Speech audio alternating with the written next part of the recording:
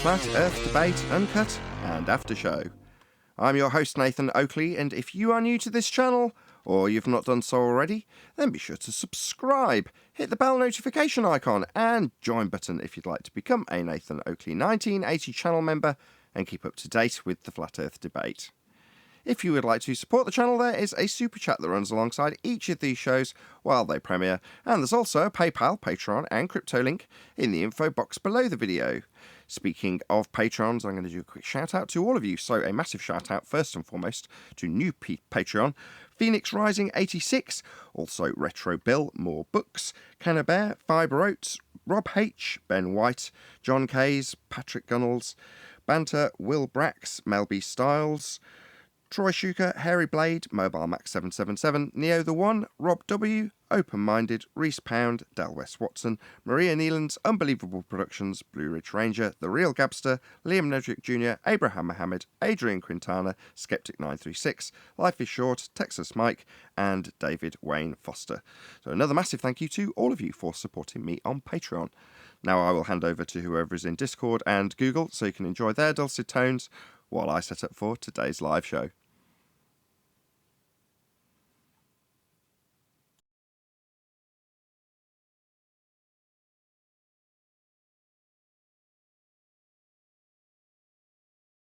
Yeah, sorry, Neil. I had to make a turn. Yeah, that was very strange. He was a yoga guy, though, right? Yeah, I mean, it's anything. It's just like Elijah said. It's anything but God. Exactly. It's Anything but always. God. It could be aliens.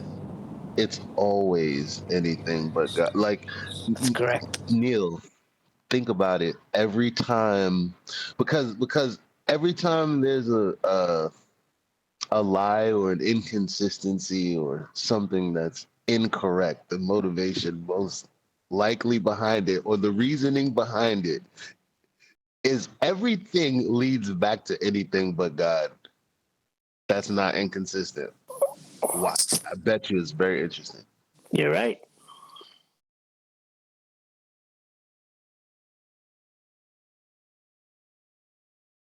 Look, it goes to the little things. Christmas, Santa Claus. Take the glory away from the birth of Christ. Resurrection Sunday, name it Easter, and we'll throw an Easter bunny in there. Take the glory away from the resurrection. It's everything. You're right. But even in our Arena? yeah, like we were talking, what were we talking about?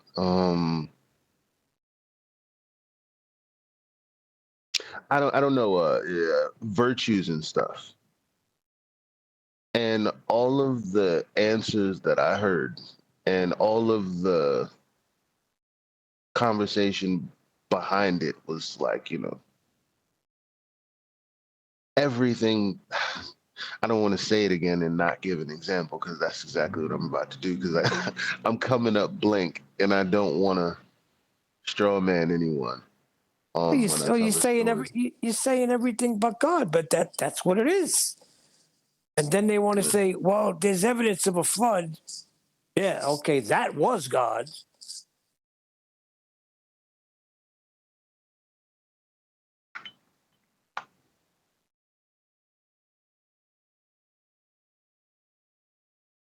I don't know. Everybody has their own, beliefs, right? When it comes down to it. But they'd rather believe all the other nonsense than what's written, right? Well, it's in our arena when the globe has its claim of radius 3959. It's real simple, based on observer height. So this is their number. This is their globe model. It's got a radius 3959 and a 1 foot observer height, or any observer height. You can figure out where Earth curve, the horizon, should be no more than that distance. It could be closer due to fog, weather, whatever, but it could be no further than. It's very simple. I will become a baller if that ever proves to be true. because you can't not deny it if it's there. But it's not there. In fact, it violates it so much, 10, 20, 30 miles plus. At 10 miles, Earth's radius would have to be over 40,000 miles, which would make it bigger than Jupiter. So we know that's off. And if the radius isn't 3959, then everything about orbits and Venus and distance to the sun, everything in their model falls apart. It is so over with the black swan, the globe death. Then you bring in the elevation angle through the sextant, which is an angle measuring device, and that proves that we live on a flat surface. Those two go hand in hand. You don't need to know anything else. If you get those two right, you can beat any baller, glober, no matter who it is. Yeah, like it is very simple, and they're always changing their rhetoric, always using tactics to convey a message to get you to kind of in a way forcefully accept their premises. It's ridiculous because actually the only two questions that matter is there a measurement? No. Okay. Is the formulas based on the presupposed measurement applicable to reality? Like, the Earth curve calculators that tell you where the horizon is? No. Oh, okay. Well, that's a big problem because everything that people say about a globe is begging the question now, and there's no actual evidence of the initial claim being anything real. Yeah, it should be over right there. Should be. Well, that's one of the things about the black swan. Like, the only thing that I don't like is that you presuppose their worldview when you say if Earth is a radius of 3959, right? The thing with the positive claim is they can never get their worldview into the debate or into the conversation if you don't let them, because they need a flat plane first, I understand what you're saying. The best thing Yeah. about it is if it's not 3959, it's nothing else, because it has to be those in order to fit their model. If it don't fit that, then they ain't got nothing. No, John's trying to get away from the model. Right. It can't be 3959. It can't be any kind of R value. It has to be flat to get an elevation angle measurement. Correct. Don't let them beg the question of it anymore. I say kill it there. Oh, yeah, 100%. I just have a feeling they're going to try to squirm and run like they always do. And they're going to try to finagle some numbers and say, oh, we miscalculated. That's why we're off by a certain. What John's saying is you can't, when you take it, that you can't squirm away and run. Hold them to that. Thank you, Eratosthenes. I agree with I agree with John 100%. However, there is a place for the black swan. Now, if you're doing it with anti-flat earthers and the visitors to our channel, I do it John's way every time. But I had the opportunity to share with people who aren't accustomed to the daily debates we go through, and they found it very interesting to realize that the 3959 doesn't vet out, and that destroyed the globe. And then I brought up the sextant and the angle measurements, and these are people who aren't in the conversation yet, and it's giving them context. And they even said, so one destroys the globe and the other proves it's not a globe, nor was it ever. And I go, correct. Yeah, I agree. There's a place for the black swan, but for people that have been in the debate, I think John is right. Well, it's redundant. Yo, wait. There is no debate. Neil said that it's like, it's a great Kisses card. Sure. Yeah. I mean, you could deal with people that never heard it. You show them the black swan. Yeah. But the people that been in this arena, kill them right where John kills them. Has to be flat first.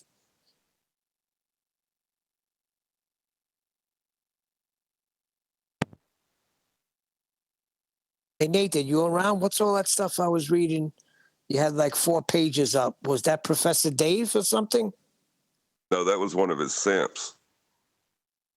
Oh, so small I couldn't read. I can't even see it. Even when I magnify it, I can't read it.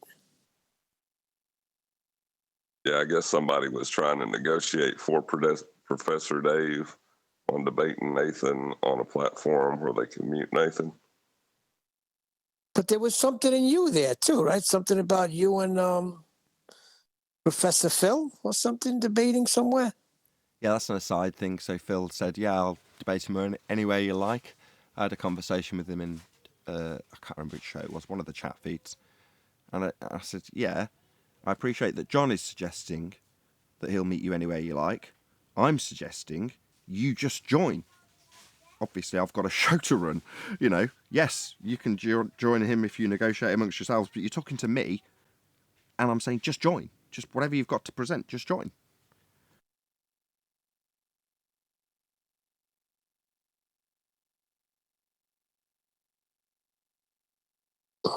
That won't happen. No, there's a fallacy meter here on this show.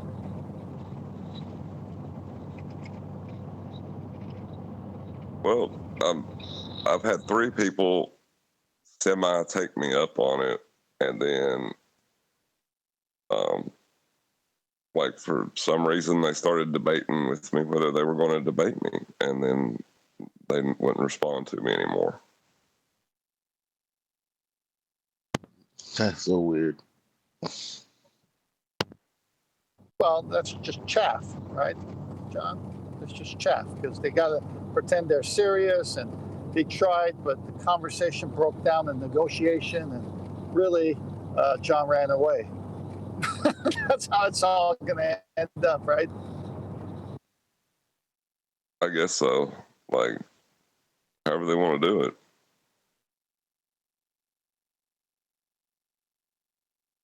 There's got to be a way.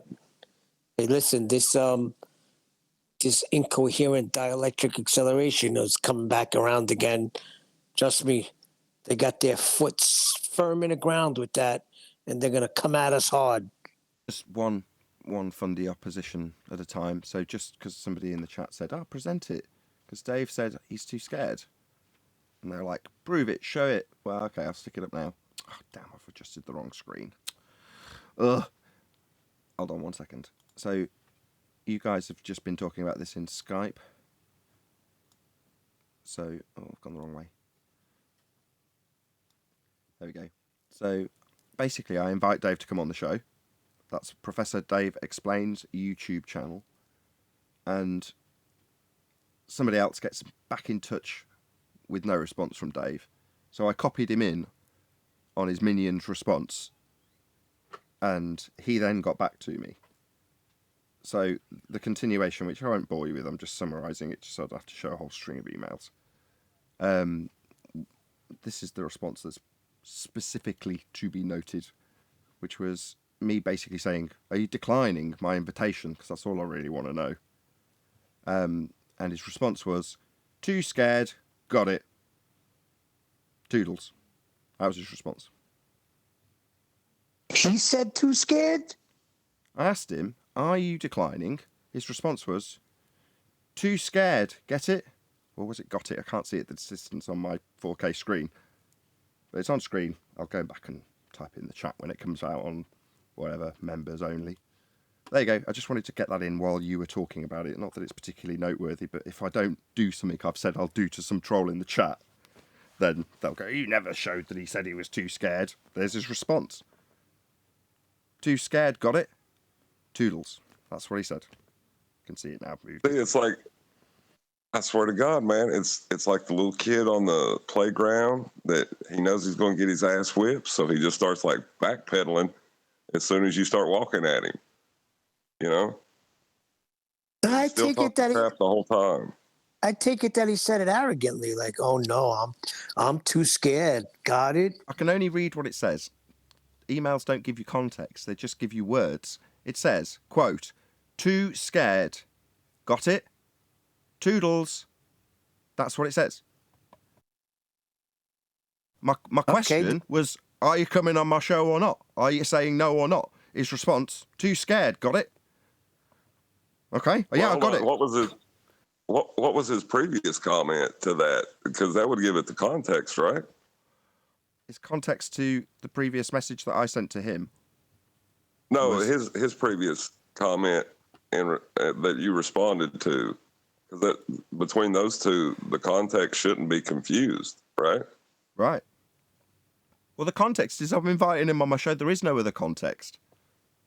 I think what he's saying in the sly way is he's saying you're too scared.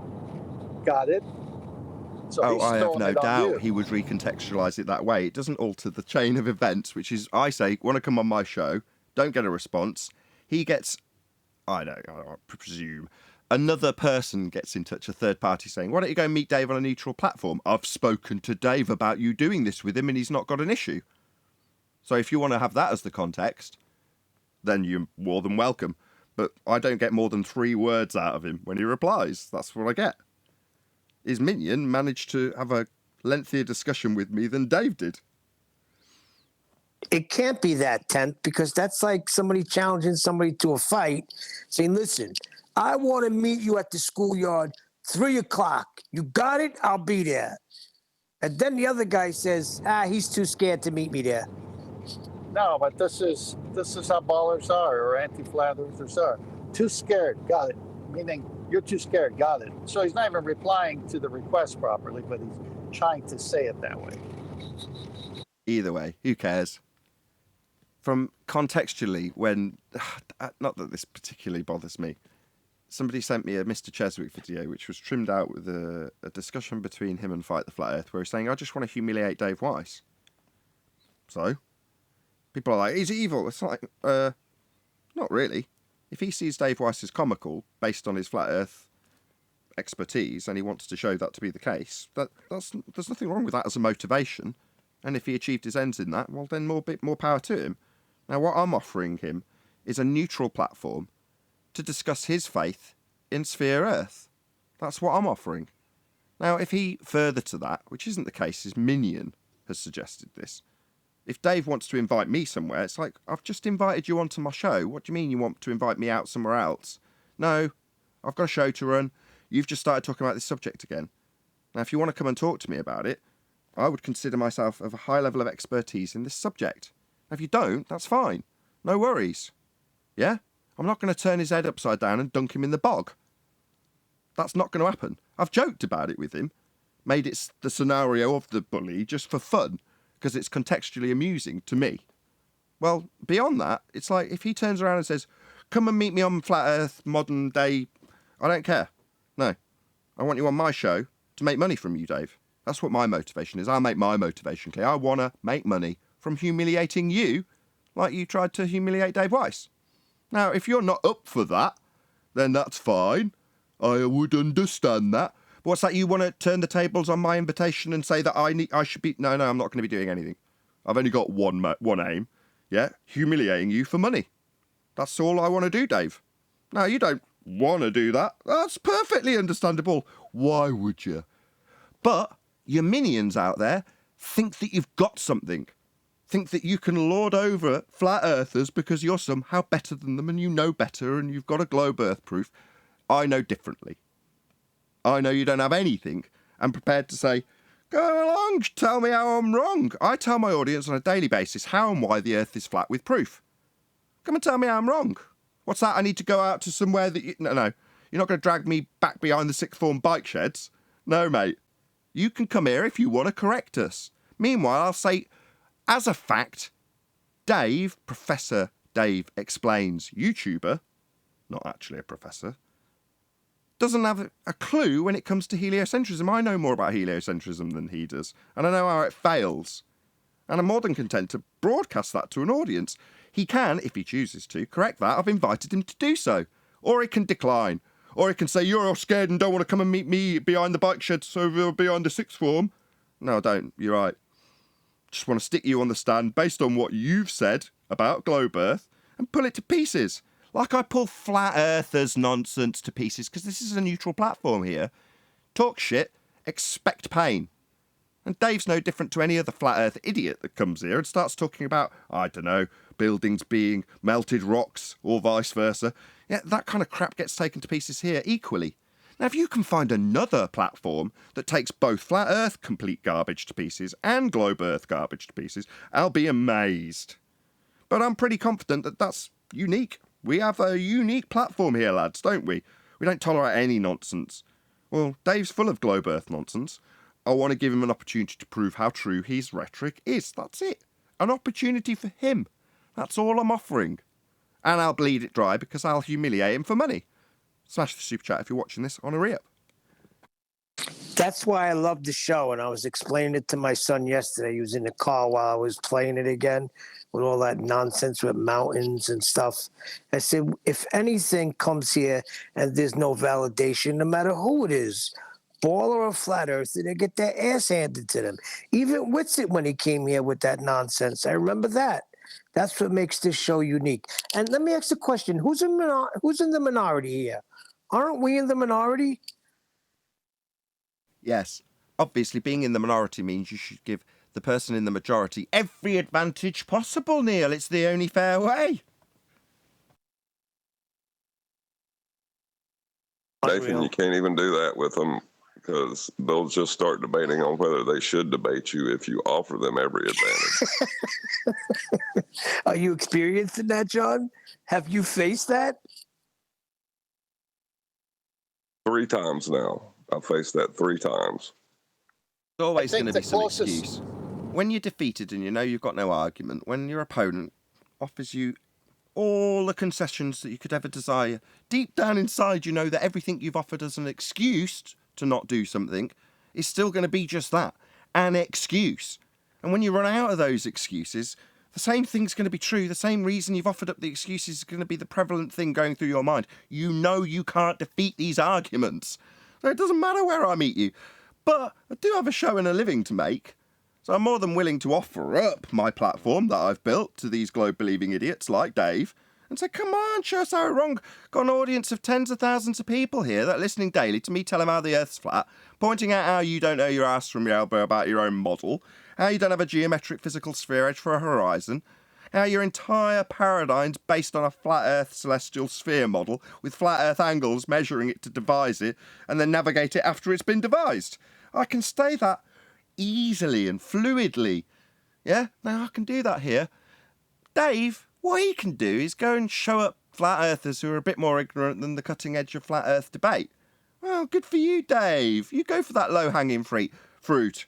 Or you can come here and actually challenge the people who consider themselves experts in this subject and show how much you really know by putting us in our place. You will get a fair crack of the whip. As I say, it's a neutral platform where we will hear claims being made, then we rip them to shreds before a live audience. That's what we do here.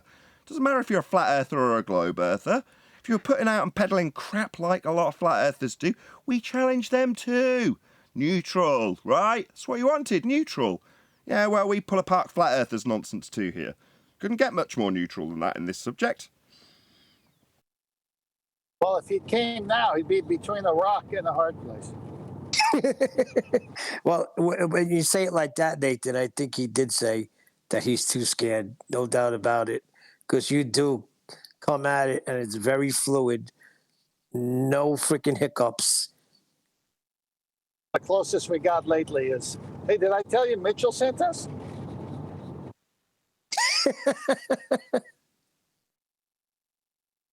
Anyway, that was a nice diversion from the subject that you were about to bridge onto. I can go back to saying very little for the rest of the pre-show, hopefully. Well, I'm just saying. Well, go on, John. You take over. I'm on the road. The closest thing I got to is I think Professor Phil Bell said he accepts my challenge, and then he would not discuss any of the terms, like just accepting my challenge in a comment is somehow setting up the debate, you know. That's a bit frustrating. Like, it's like they want to save face a little bit for anybody reading the comments, but then they're not making any active attempts to do anything about it, and it gets irritating. Oh, maybe he'll come on. If he said he accepts, maybe Phil Bell will come on. Or go wherever. You know, while I may make it seem that there's some limitation when I'm making a suggestion for somebody to come on my show for my benefit, that doesn't alter what John has said. He's made it explicitly clear. I didn't want to make it awkward for him when I'm like, no, I'm suggesting you just join my show so you can debate John about it if he's there. Meanwhile, John's offering up to go anywhere that you like and even debate any model that you give him. So that's what's on the table from him. Far be it for me to impose my, self-fulfilling or self-benefiting, suggestion on that particular scenario that's been set up by John. No, I'm just saying, because he said he accepted, but he didn't say where or when. Correct, John? He did make a couple of suggestions. He just said, I accept. He did make a couple of suggestions. I'm sure he did. One of them was modern day debate. I'm pretty sure I remember that from his list. I'm sure he made more other suggestions, places that you could go. McToon, that's right. Now there you go. There's another. So he has modern day and McToon. So maybe contact McToon or modern day debate. If that's what he wants. Did he say it to you? Say again, He John, said it in the chat, John. He said it in the chat. It doesn't matter. Oh, okay. Well, the means doesn't matter. How he's communicated this doesn't matter. He's communicated it. You're saying, oh, no, he's not even laying down a plan. Yeah, he is. He's laid it down to other people in a chat feed. So what? It doesn't matter where.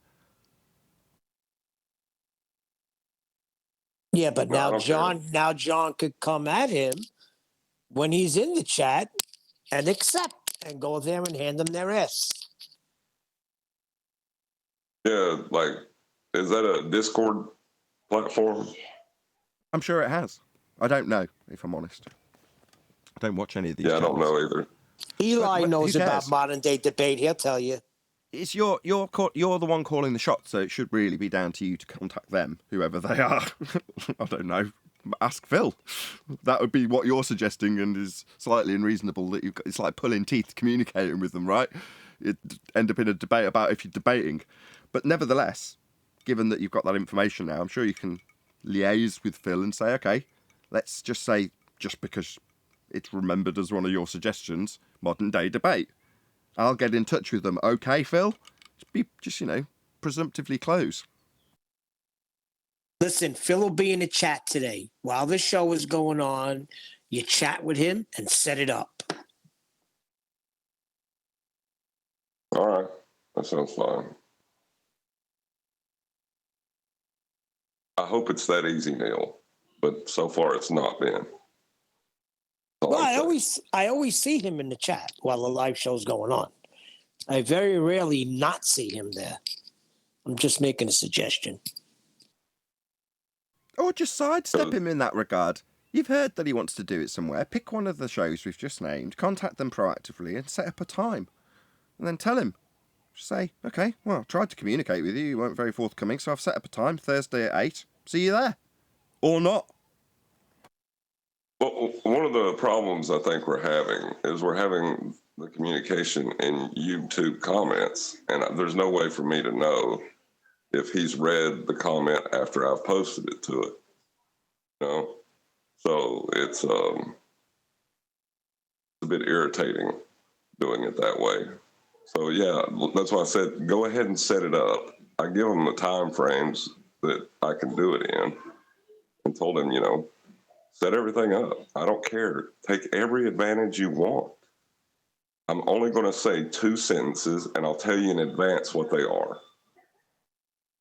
You need a flat plane for that, or that violates, whatever your claim is, violates the celestial sphere model. I was just about to cover this earlier because I was listening and I just wanted to find out what the end of the conversation was before I butted in. So you were saying it frustrates you because the black swan Modus tollens essentially begs the question in the first instance when you say, if the Earth is a sphere with a radius of 3959, Well, the phraseology could be altered thus. If the Earth was a sphere with a radius 3959, which violates the celestial sphere model. The problem is, when you put that disclaimer in, the rest of the Modus tollens doesn't make any sense as a formulated logical consistency.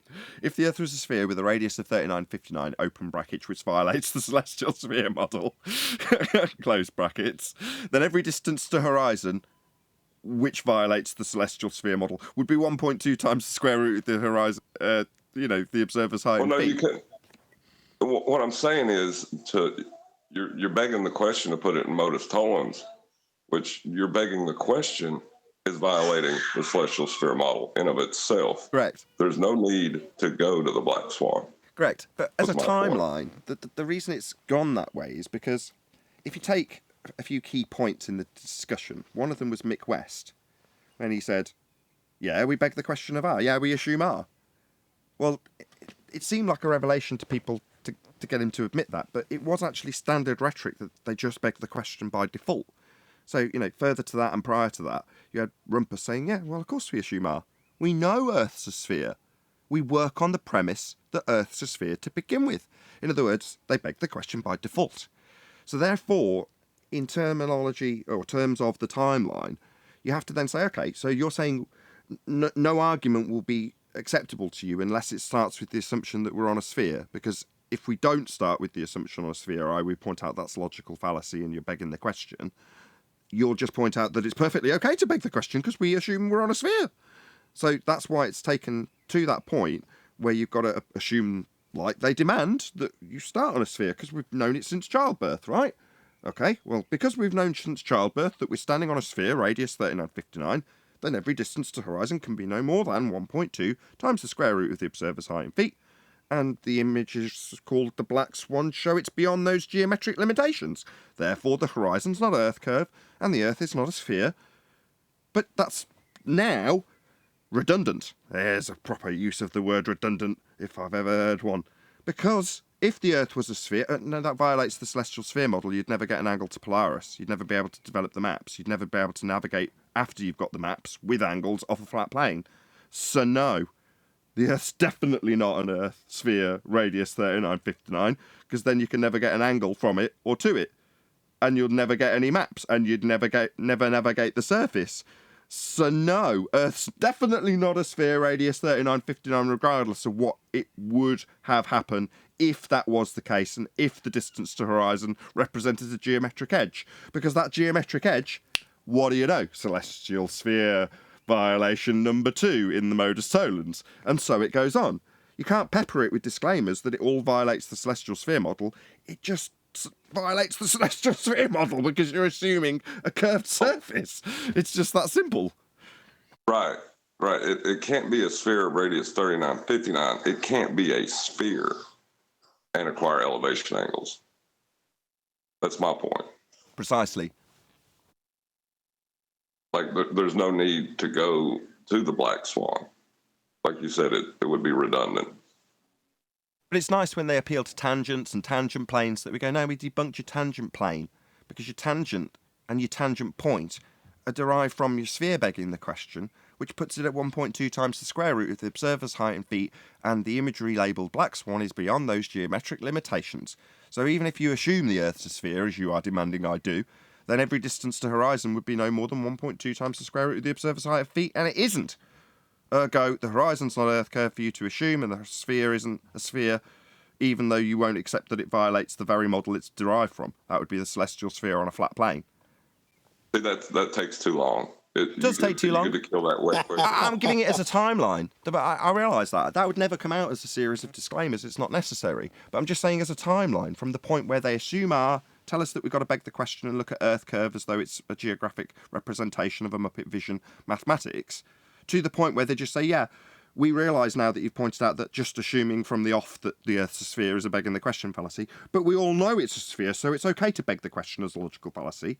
So then we say, well, no, your logical fallacy leads you to a horizon at geometric limitations we can invalidate.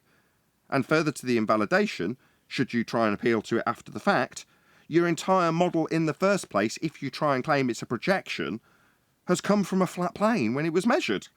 So therefore, all surplus to requirements, or no, that's wrong terminology, all redundant until required. Until somebody tries to take a back door into begging the question, after you've pointed out that begging the question violates the celestial sphere, there'll be someone like Brian's logic there, waiting like a rabid pit bull to rip their legs off because they've somehow managed to slip a begging the question of a sphere Earth past us with all of this behind us in terms of the information that we've got to this point with. Right, but as soon as they invoke a tangent, they're in violation of the celestial sphere model. Correct. Why even move past that? Some people start there. Obviously, our opponents know that. Therefore, they start by asking us about this altitude angle in the case of McToon and how that would work on a flat plane.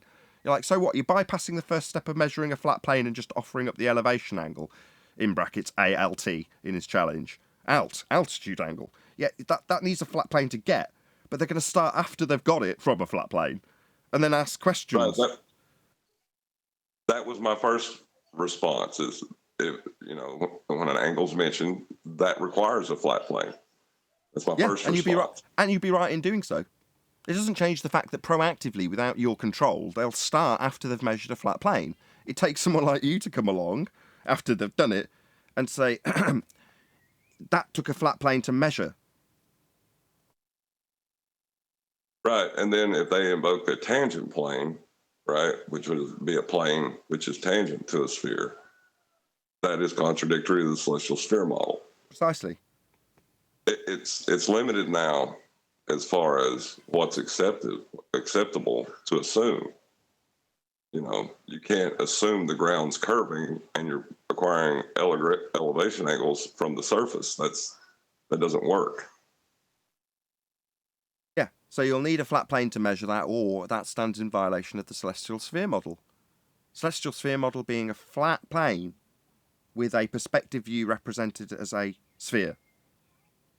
So the flat plane is the roof, and how your roof, if you will, the stars upon it, descend towards the horizon as they get further away from you, from your perspective view.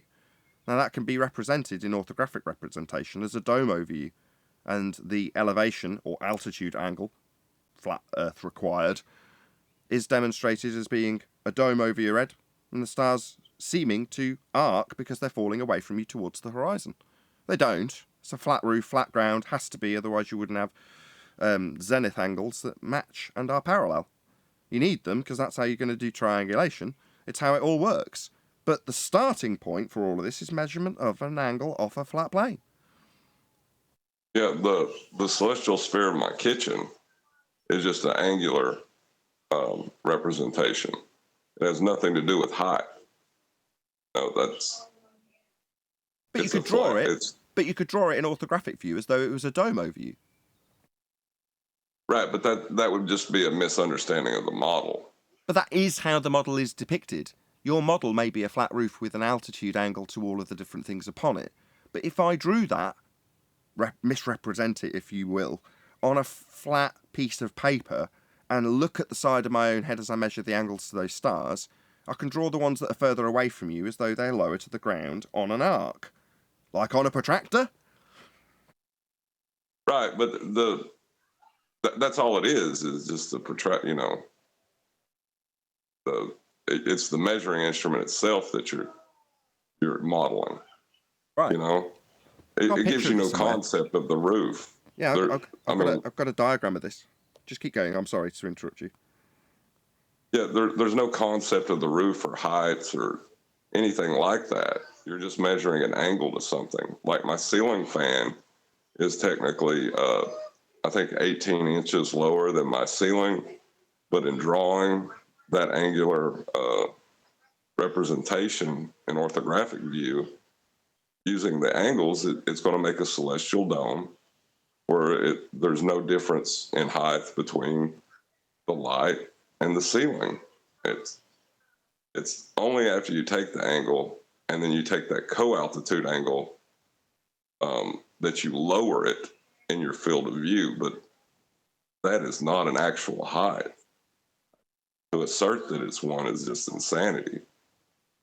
I've got a picture of a guy sat at the center point of a protractor, and from his view, he's looking at sun throughout the day, let's just say. And you can see as the sun moves from his vantage point, it moves in angle along this protractor. Well, that's it moving along the top of the roof, if you will. But from his point of view, you could draw the sun on the outside edge of this protractor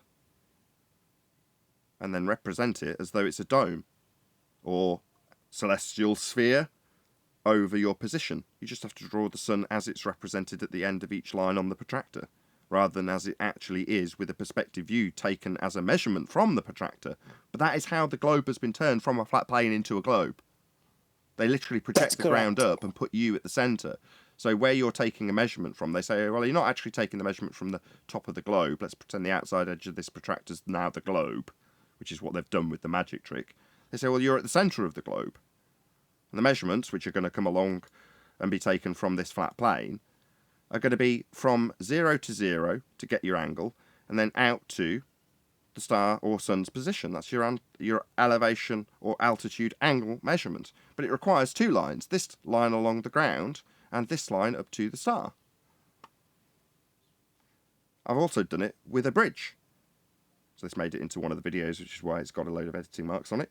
But here's the same exact view. Imagine you're underneath the bridge.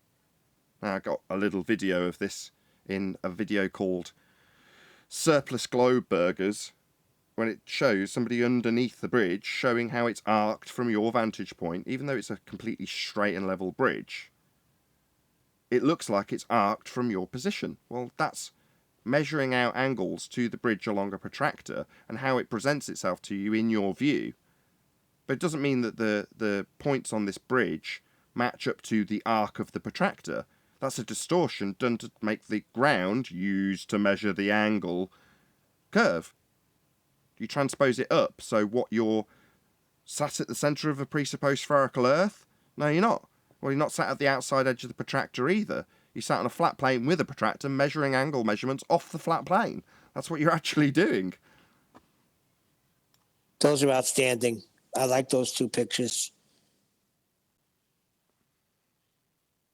Yeah, as long as you don't get too fancy with it, I don't really see anywhere they can go. It's just, I think Jim Panda said, you're just going to argue geometric principles against my belief in a model, I believe is what. But yeah, that's pretty much what I was going to do, Jim. Good job recognizing that. So is everybody seeing a theme here? It seems like everything is flat to me. Did he just detail your winning strategy and potential annihilation like it was a defence against you? Are you having me on? Do you want to just repeat that again? I took a couple of seconds to think in what just happened. Just say that again, John. Jim said, you're just going to point out geometric principles and point out that I have a model, or what was it? Well, I try to defend a model I believe in. And I was like, yeah, pretty much. He's like, I'm not doing that. Okay. If he's not doing that, why is he suggesting that that's what you think he would be doing? Unless he's clairvoyant, I don't get it. What's he trying to say? Here's what I'm obviously going to do and how you're obviously going to win. I'm not going to do that. Right, well, okay. Well, you've got the upper hand then, because I don't know what you're going to do then. What are you going to do then? Let's have a look. You know? Well, he had reached the point that he wouldn't debate me unless he found out what the two sentences I was going to use were. Like, that requires a flat plane, and that violates the celestial sphere model. Yes, and when I brought that to him, that's when he responded with that you're just going to point out geometric principles and make me defend a model that I believe in. So what does geometric mean? I think its original epistemology is Earth measurement. So you're just going to point out Earth measurement and my use of a reified model that isn't Earth. So we're going to use measurements of Earth, and you're going to use a little model of Earth that isn't the one we stand on, aka a reification fallacy. But you don't want that. That's not going to be the case. Well, okay, what else have you got? Have you got geometric measurements also? I don't think so. We debunked them in 2020 now, didn't we? Nobody's expecting to see a geometric horizon, right?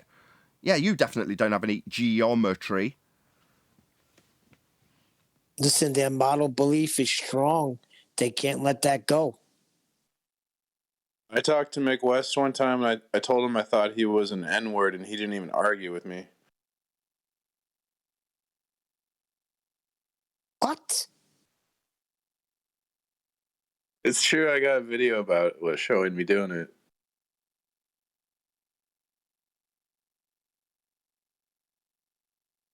Morning, guys. What's up, Chocolate? I'm guessing that's P Mars. What up? Yeah, that's P Mars. On the same shit, huh? Yep. Oh, God. It's like, welcome to detention again. Hey, It's Chocolate, I gotta true. give you props for yesterday or the day before when you were asking that guy the same questions back to him. That was really good. Wait, which guy? The what do you call it guy? The dielectric guy, the ether guy. And he couldn't get around your questions. Oh, you mean what about the ether? Yeah. He said, listen, Oh. I just came in. I'm just asking questions. And you calmly took him around the corner. Well, I mean, he was saying it's a dense medium. Just want to know how you got that. Yeah, you didn't let nothing get by. That was it. Very good. You used the words, right? You can't say it's dense medium without knowing how the hell you figure that out. Yep. That's a bit of a problem. So, sure. That's the funny thing. What is it? They gave us an answer of everything else but what ether is.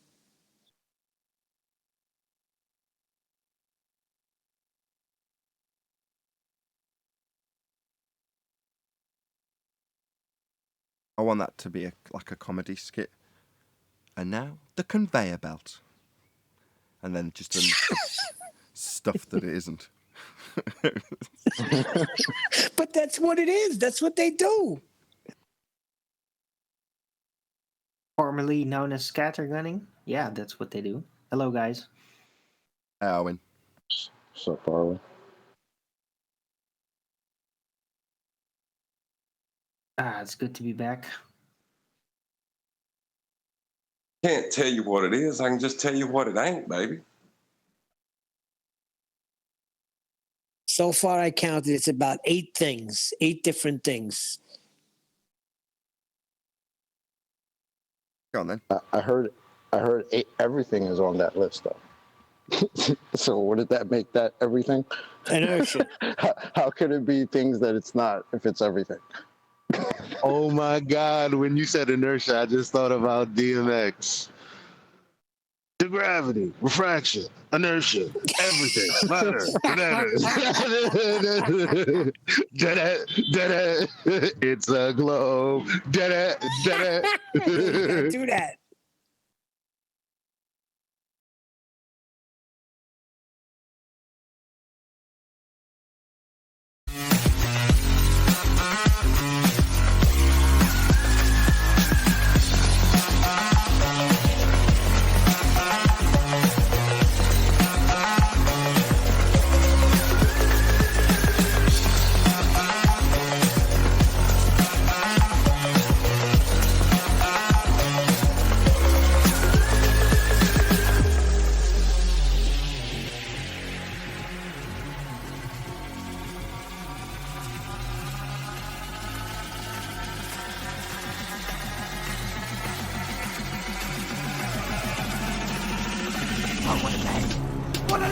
Welcome. Flat Earth Debate live. I'm your host Nathan Oakley, and if you are new to this channel, or you've not done so already, then be sure to subscribe. Hit the bell notification icon and join button if you'd like to become a Nathan Oakley 1980 channel member and keep up to date with the Flat Earth Debate. If you would like to support the channel, there is a super chat that runs alongside each of these shows while they are live, and there's also a PayPal, Patreon and crypto link in the info box below the video. Most importantly, if you'd like to join the discussion, simply mute the page you are currently watching, then click the link in the info box below this video to join the panel and express your views on the nature of Earth. If you do join, please don't swear. If you do, you'll be ejected. And if you are, please don't try to rejoin the stream using sock accounts. You'll be warmly welcome back on the next stream. Please also share the show on social media. Sharing the show obviously increases the live audience, but this in turn increases the chances of a more diverse panel, so please share the show on Facebook and Twitter. Now we are joined by Neil, 10th Man, Arwin, Eli, Chocolate Saying, 10th Man, Refractory Curvature, I think I got everybody, and a whole bunch of people in Discord, so welcome one and all. Hello. Hey, what's up? Hey, good afternoon. Good morning. Hello, hello. Hello, hello. Good to have you all. Welcome, one and all. I'll double check everyone's off mute in Discord while I'm asking the first few questions. Any evidence of a physical geometric sphere-edge horizon formerly known as the curve of the Earth? Oh boy.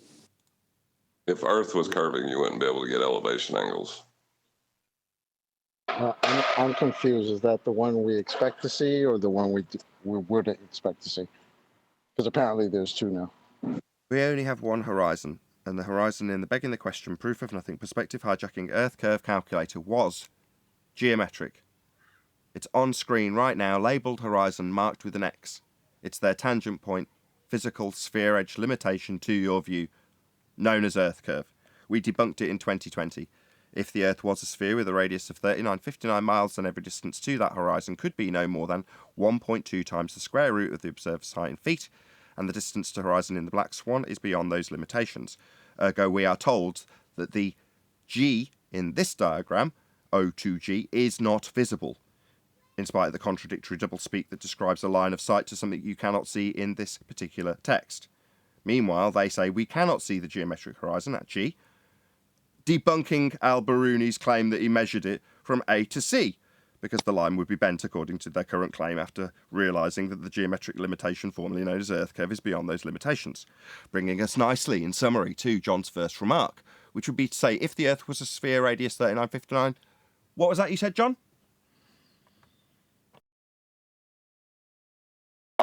I said if the Earth was curving, then you wouldn't be able to acquire an elevation angle. So the Earth can't be a sphere radius 3959 because you'd never acquire an elevation angle. Well, the Earth can't be a sphere at all. No radius. Exactly. What about any evidence that you can acquire an elevation angle from a curved baseline? Didn't John just answer that? Yes. Yeah, you'll need a flat plane for that. This is the point where we're hoping somebody will come in and tell us how we can acquire an elevation angle from a curved baseline. Right, Globers? This is your chance right here. Go ahead.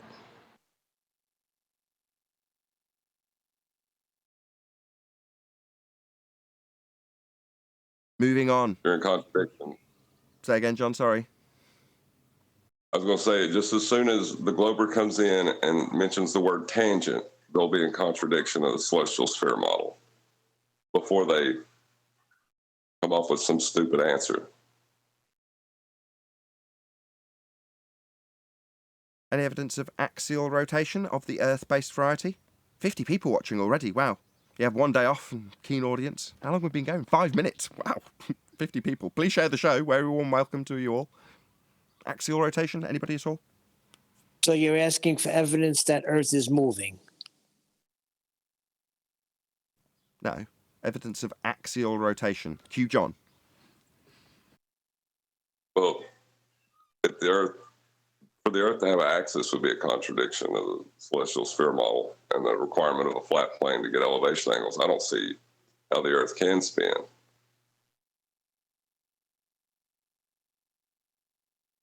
Any evidence of the distance to the sun?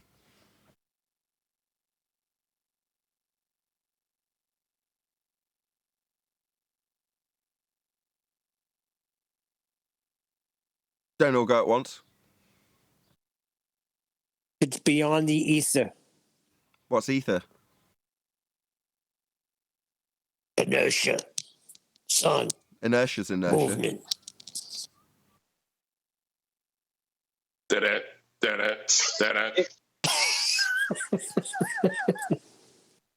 What am I missing? BMX. Okay, I'll take it as a no. No distance to the sun. What about any scientific evidence of gravity?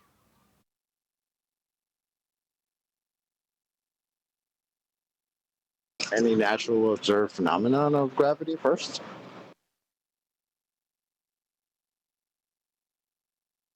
Well, I have dropped something just now. Literally dropped something on the floor, and they'll say that's proof of gravity. You see it on all the TV shows. I want to get one of those. I just seen it the other day. You know, you can get those like pound shop or dollar store microphones that you blow up, like inflatable. They're like pool toys, I suppose, but in the shape of a microphone. I'm gonna get one of those bad boys, fill it up with helium, pretend to parody Neil deGrasse Tyson, and then say "gravity, bitches," and just let go of the helium inflatable. Watch it go up. That's a good idea. No, but I was watching. I was bored, so I was watching Toy Story 4, and the two stuffed animals fell from a carnival wall, and they said, "So this is what gravity feels like." So it's everywhere. The indoctrination is deep. You can take it either way, because when they say weight, you know how we collar them and go, well, no, weight is your gravity, aka down. Well, the downward vector that is ascribed to that method of measuring things isn't untrue. You know, you can, generally speaking, differentiate the bias of solids in gases with a scale. So when people say gravity, it doesn't really faze me. I know that there's a linguistic magic trick going on anyway. And on account of the fact that part of our language, for normies, that is, not people here, is to say, well, because things that are displacing the air around them are going to go down if they've got any sort of mass to them, as opposed to being completely unbonded gas, then I understand that that's a downward vector. Well, no, they just say gravity, don't they, Neil? Yes. Right. Until you shatter their illusions, because if they are under the misapprehension that mass attracts mass, or that there's a bending of space-time, well, you can just correct them on their misapprehensions. You know, number one, that idea has been debunked and replaced with a fourth-dimensional time-bending gravity that you're not experiencing, because you're not in a fourth-dimensional pseudo-Riemannian geometry. You're in reality. And even in that geometry that you're not living in, gravity isn't a force. So you just have to correct them. Well, there was one guy in chat. He said, glue yourself to a scale and throw yourself off a building. And what do you think the scale is going to weigh? So when you say throw yourself, obviously I'm not going to I'm not Neil, so I couldn't do that. But I could obviously get an inflatable Neil and fill it with helium and throw that off the building with a scale attached. I think he's trying to say if you were hovering on a scale, it would show no weight. No downward bias as you're moving down. Correct. Okay. And proving what? I don't know. Okay. Yeah, we appreciate that there's things displace other things. You know, you've got relative density, and sometimes things can be in a disequilibrium in whatever medium they're in. So what? Where's the scientific evidence of gravity, meanwhile? Well, when he hits the pavement, he'll be in disequilibrium. I'm not throwing myself off no building, that's for sure. But something has to be causing all that to happen. We just can't very manipulate it. It has to be there. Yeah, you can. Anthony Riley's varied and manipulated the density of the medium to show a vector change. Well, that's the cause and effect relationship validated scientifically. Phenomena, some things go up, some things go down, some things stay the same as they always were, in equilibrium. Well, that's a phenomena. And then you go, I wonder what causes that phenomena. Some things go up, some things go down, some things remain in equilibrium. Well, you vary and manipulate the density of the medium and you can show a vector change. That is scientifically validated. So, no, it's not something I can't vary. I can vary the medium. Anthony did it. Yeah, but So what causes the cause of that effect? Why? Why does it do that, right? Yeah, I've just said the cause and effect relationship was established. The medium, the density of the medium in that instance, caused the vector change. Okay, so the guy on the scale is in disequilibrium. No. So you vary the density, you can change the vector, right? So not all things go down, first of all, Neil. Just maybe it's because I didn't explicitly state that at the beginning of this discussion. Not all things go down. So you jumping off a building isn't representative of what all matter does. You know, there are various states that matter can be in. You taught this at a very early age, solid, liquid, and gas. Yeah? No, I'm saying on the scale. So there would be no weight on the scale. Okay, I heard on the... I'm not deaf, Neil. Yes, I heard on the scale, jump off with it attached. Yeah, I heard. And you're going to be able to do that if you're liquefied and then boiled to the point where you turn to a gas. So if I take you... I mean, obviously this wasn't stipulated, but if I turn you into a gas, Neil, will that be able to be done with a scale attached? Or does this only apply to a couple of different states of matter? Yeah, it only applies to solids in the medium of gases, right? Well, you know, unfortunately, what happens if you're doing that in an ice cube in steam? You know? Well, obviously, you can rearrange some of the temperatures for the things that they're temporarily moving through, i.e. a very cold ice cube through a very hot steam. Well, you can vary the temperature and completely alter the arrangement of all of those different properties. But they're all the same stuff. It's all water. I think if you're going to keep with the scientific method, the guy can't voluntarily jump off the building. He has to be assaulted. Well, hold on. Like, all of this is getting towards natural laws that we can't know the cause of, or it's just not plausible we know the cause of. Concerning gravity. No, that's not true. The question was, what's the phenomena? And then Arwin stepped in and postulated relative density, but also said that he couldn't vary anything to manipulate and figure out a cause. And I'm like, no, that's not the case. We're no closer to a phenomena being actually, you know, claimed or demonstrated for gravity, not for something else, relative density. That's something else. Well, no, that's not what I was saying, though. You must have, or I must have misunderstood, but I thought it was referencing, we were trying to prove gravity, and I was just saying, look, we just want to know why that happens, not what happens. The phenomenon, what is happening, why it happens. That's the gravity question, but you can't vary or manipulate anything about that. That was my point. Stop.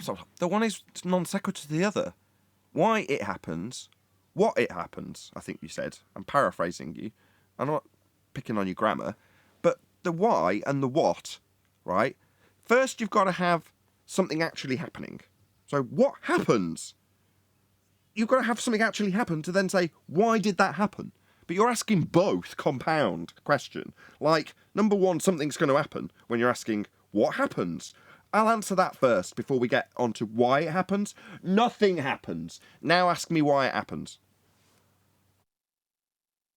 There is no gravity to observe. I know.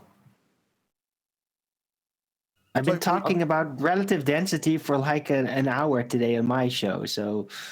I mean, we can, as a folly, get into the whys and wherefores of relative density, but that isn't the housekeeping question. The question is any scientific evidence. That would be validated cause and effect relationships based on a phenomena being observed, and the phenomena being gravity. What's your scientific validity for that? Answer, there's nothing to observe in the first place. Let alone validation of the cause of that thing we haven't watched because it doesn't happen.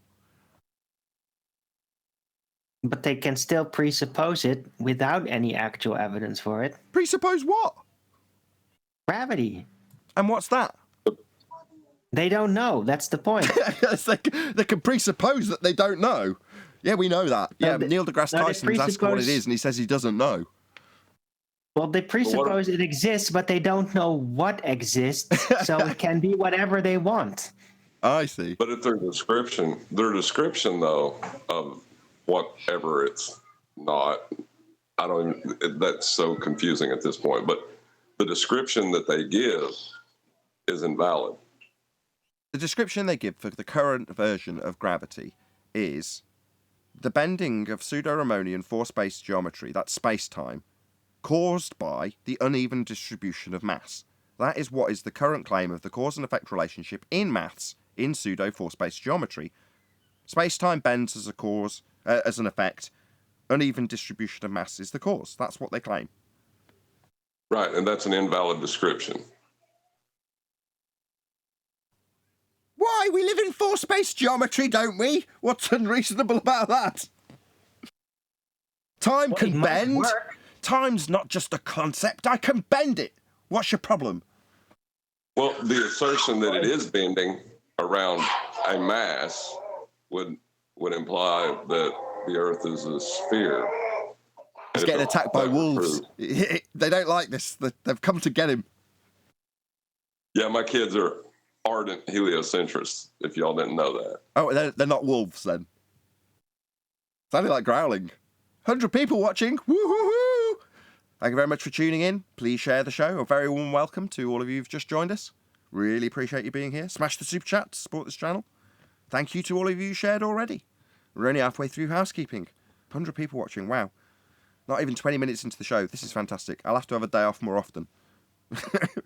Anyway, let's move on with housekeeping. Any single viable hypothesis from any of the fields of astronomy, cosmology, or astrophysics?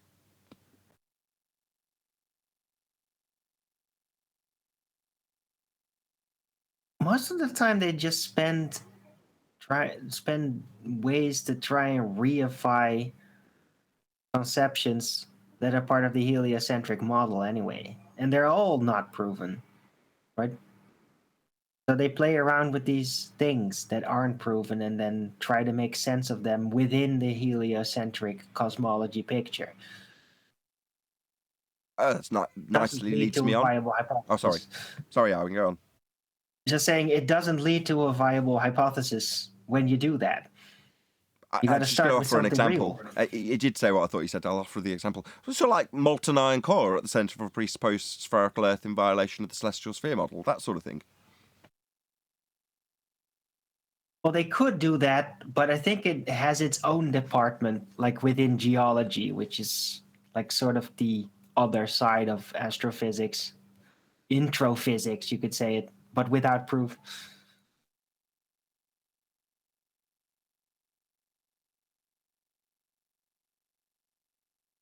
Is there any evidence of a self-perpetuating molten iron core at the centre of a presupposed spherical Earth?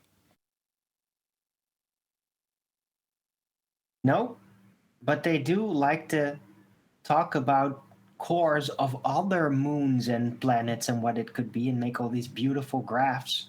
I will remind you about that graph you saw about the Earth when they said it about the Earth. They don't actually provide the proof for that it is true about the Earth, though. But it's a beautiful picture. Ah, I see what you're saying. Yeah. Let's talk about the cores of other planets, quote unquote. But we only got nearly 8 miles down on our own. Yeah, that checks out. Sure. No, I thought you were twigging what I twigged there, chocolate, but like mines and all. But I think what Owen's saying is, you grow up, you go through your geography class, and they show you on page 17 a really nice picture of a core and the mantle. They say this is what's at the centre of your sphere Earth, and they leave you with that, moving through school and higher education potentially. Then, if you're a bit of a dweeb, you get into NASA, and you start looking at what they've got to say, and what they say is not. Remember, there's a core to Earth. We know all about it. We're studying it. They say there's a core to Jupiter, or there's a core to the sun. So you're not having that idea that's already been very much planted in your brain reinforced through the idea itself. You're having it reinforced through the spherical nature of the lights in the sky, that you're never going to validate or check or change any of what they of their claims when it's presented to you. It just goes not in one ear and out the other. It just reaffirms what you were told in school. I think that's Arwen's point, right, Arwen? Yes, that's exactly it. Yes. That's what they do seem to do. They never really address the molten iron core issue or try to prove anything about it.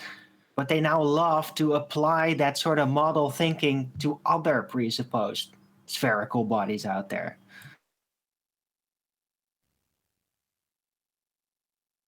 How can you have a core when you don't even have R? Any evidence of the R value? That's Earth radius.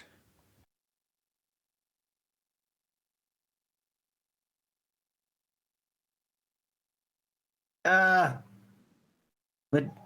we can't see it. It's all refracted. Can't see it, can't measure it. Biruni screwed. Anybody trying to claim celestial horizon and dip correction to a geometric horizon is screwed. We wouldn't expect to see the geometric horizon. Nobody's claiming we see physical geometry. The geometric horizon only exists in the maths. These are all quotes from people who oppose us. But didn't Biruni measure the height of a mountain using the flat plane? Yes, he did. He had to. No R in flat plane. Yeah. What's worse than that? He had no clue of refraction when he did it. Well, Biruni is going to become our story. He's now our hostile witness. You'll never hear anybody from the anti-flat Earth side quoting Biruni as a globe proof ever again, because he's absolutely unequivocally our hostile witness. So Biruni, where we depict the celestial sphere model being violated by a claim of a geometric horizon in Earth curve maths, for example, that's quite complex stuff, I'm not going to lie. But you can dilute that down to what is now going to become our story of how flat Earth got turned into a sphere. So sit down, little kiddie winkies, and listen to the story from a flat earther of Biruni. Now, Biruni needed to know how high his mountain was. So what he did was measure angles off a flat plane and compared them to get the height of the mountain. Very accurate it was too. So after establishing that the Earth was flat with his angle measurements to get the height, he goes up the mountain and then decides to violate his own flat Earth measurements of the height by claiming that the ground beneath the mountain is now curved. How beautiful and condensed that story becomes for us to show how a flat Earth requires angle measurements taken from it in order to progress your fundamentalist religious sphere belief that the ground you're going to measure as a flat plane to get angles is actually curving in violation of your first measurement. Just like Biruni did, children. Yeah, that's our argument now. Biruni's become ours. And Eratosthenes. It's true. I haven't heard them mentioned. Go ahead, Aristophanes. Go ahead. I'd like to hear that. Yeah, if you can formulate it into a Jackanory story for children, that'd be even better. Well, once upon a time, there was this guy that wore a dress, and his name was Eratosthenes. And he saw a stick with a shadow. And 500 miles away, he knew that the sun was beating straight down. So he used the flat Earth to measure an angle to the sun. And then, after he measured that angle to the sun using a flat Earth, he turned it around and said that wasn't actually a flat Earth. He was measuring an angle from the sun to Earth, and the Earth was curved. The end. Yeah, measuring an angle from a curve? No. See how he violated his own claim after measuring an angle from a flat plane to the sun that's 500 miles away? He only got that angle off a flat baseline. That's the only way it's done. And how Earth is actually being measured and navigated to this day with celestial navigation, which uses the same very elevation angles to measure and navigate a flat plane. That's what the world is. The Earth is flat. Further to that, we've got stupid lies about the sky being a vacuum when they composite together crap like this on screen now.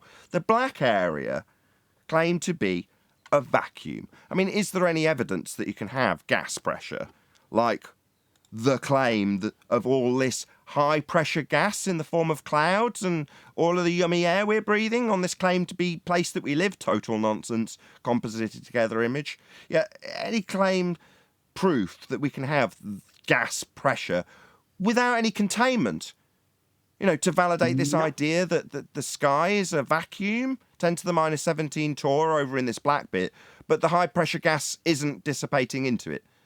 Violation of the second law of thermodynamics. Any evidence you can have gas pressure without a container? Nope. You need either for a gas pressure situation or a vacuum, you require a container. Well, that invalidates space, doesn't it? The sky is definitely not a vacuum then. I'll use a teacher, quote unquote, as my hostile witness. Without the balloon, there can be no pressure. That's Conspiracy Cat, one of many quotes where he details how a container is required. Yeah, this is nonsense. On screen right now, this is not your world. This is a lie. Now, we don't care about the motivation of the liars. What we do know is that this violates natural law. Gas fills space. Ergo, if this was true, as you are told, then the gas we breathe would fill the availability of volume it has to disperse into, because there's nothing impeding it. Gas moves in all directions, all vectors, and fills the availability of volume it has. Ergo, if the sky was a vacuum, the gas we breathe would fill the space. We wouldn't be breathing if the sky was a vacuum. It's a volume for gas to fill. They just give you where we have gas pressure already. I'm tired of arguing with them. Phil Bell, same one. Why doesn't it all just rush right up to 100 psi? It's crazy. It does. Number one, there is air at the top of mountains. Well, where's that air created? Is there loads of vegetation on the top of Everest creating the gas for you to breathe up there? No, there is not.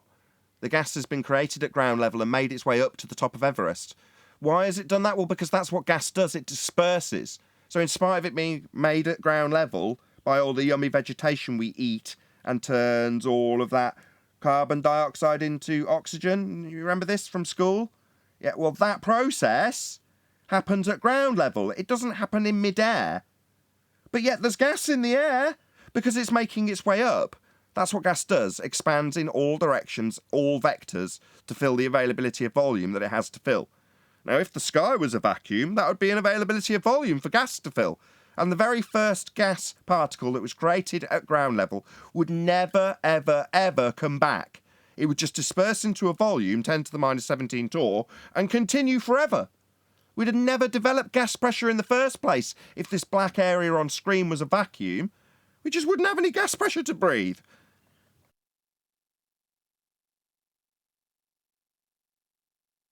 Any more on gas pressure? If not, that concludes the housekeeping.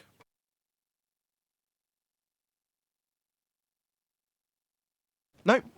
Again, 120 people watching. Couldn't be more pleased. Very warm welcome to all of you who've just joined the show. Weren't live for the last few days.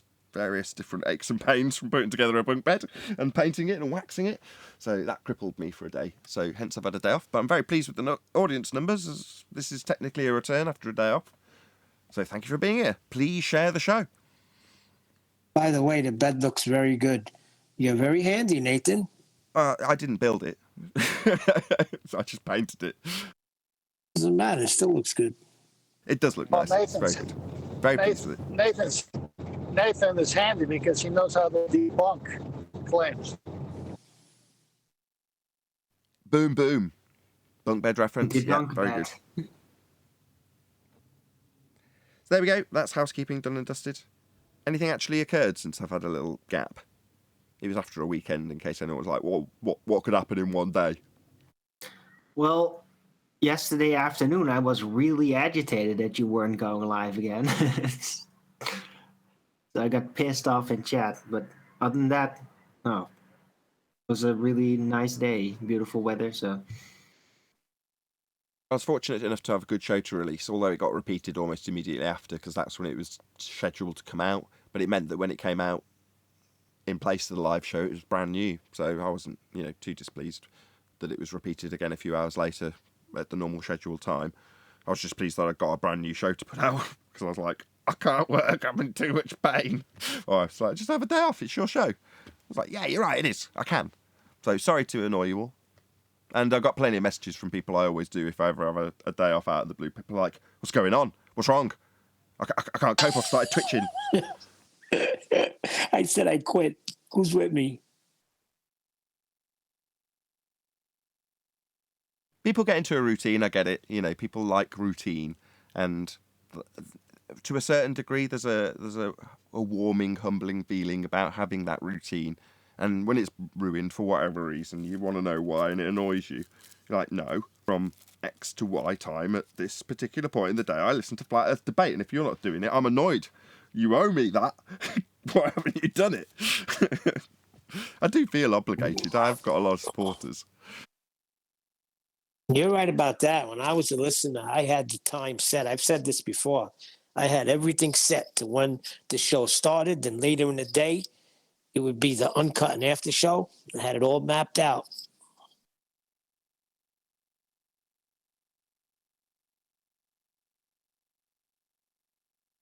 Well, people have enjoyed the videos I put out. I've still sat around doing videos, i.e. editing stuff and putting it out.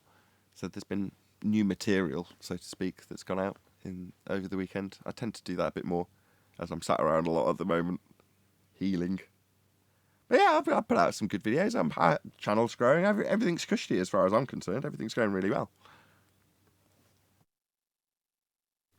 Can't complain. 130 people watching. That's good numbers. Everyone's happy. Everyone on the panel happy. Everyone in Discord happy.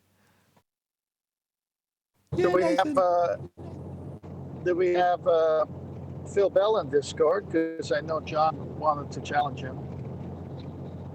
Okay, for the audience's benefit, in the pre-show we were discussing Phil Bell and John, that's refracted curvature, getting together for a discussion. Away from here, Phil doesn't want to come here, which is fine. As John has specifically suggested, wherever you like, Phil. So wherever you like has been boiled down to, I think we said, I can't remember who you said, MC Toon and what was the other one you said? Or I said it? Modern Day Debates. Well, either way, those are the names that had come to pass from people saying, well, who did he suggest that you go and debate? And those were the two names that came up. So with that being said, I'm sure maybe email addresses could be exchanged. Maybe that would be a good start, and then they can get it together. Who knows? Shout out to Bobby Zines. Says, keep up the great show, people. And then a thumbs up. Thank you very much for your super chat. Really appreciate the support. You know, if this subject wasn't so volatile, right? Like what happened to Jose, you know, like giving out personal information like that might be more acceptable. But on both sides of this, there's people that are just malicious for the sake of being malicious sometimes. If he has Discord, he can contact me at there, or I can try to find him. I guess I'll try to find him on Discord. Thing I can think to do. Fair enough. I'm sure you'll get it together. If he's not going to come, I posted something in Discord, the answer to Ether, I think from Ken Wheeler. If somebody wants to read it, it's a screenshot of the comments from Rufus St. Hubbins. Can you read it, Neil? If not, can someone else read it? You have an addiction, Neil. I know. I can't see it. That's not what he asked. Can someone read it? I'll read it out. Go ahead, Neil. St. Hubbins was in my chat too, so please. Today. Everything is capacitance, resistance, permeability, permittivity, primordial agnosis. Ken Wheeler on the ether. Okay. What was the last word? Agnosis. What's agnosis? Anybody? I think that's probably relating to agnostic. Let's not guess. Does anybody know? It relates to knowledge. So, what's it got here? Noun. Epistemologically necessary lack of. So, a lack of knowledge by the sound of it. Agnosis. As opposed to gnosis, which would be knowing, would be not knowing. Agnosis. Okay, so Owen was right. Okay, well, we can discount that. Let's move backwards. Permeability. I know what that means. Resistance. I don't think it. Did he say? What was the first two? The first two sounded like electrical terms to me. Capacitance, resistance, permeability, permittivity, and then primordial agnosis. Not knowing about the primordial. Okay, yeah, like I said, we'll discard that one. And just move back through the other ones, which are electrical terms, right? Yeah, capacitance is the ability to hold a charge over time.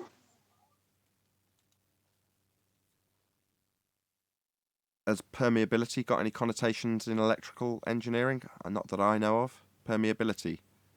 Has it got a different term? It would have to do with like semiconductors, though, I think, and like.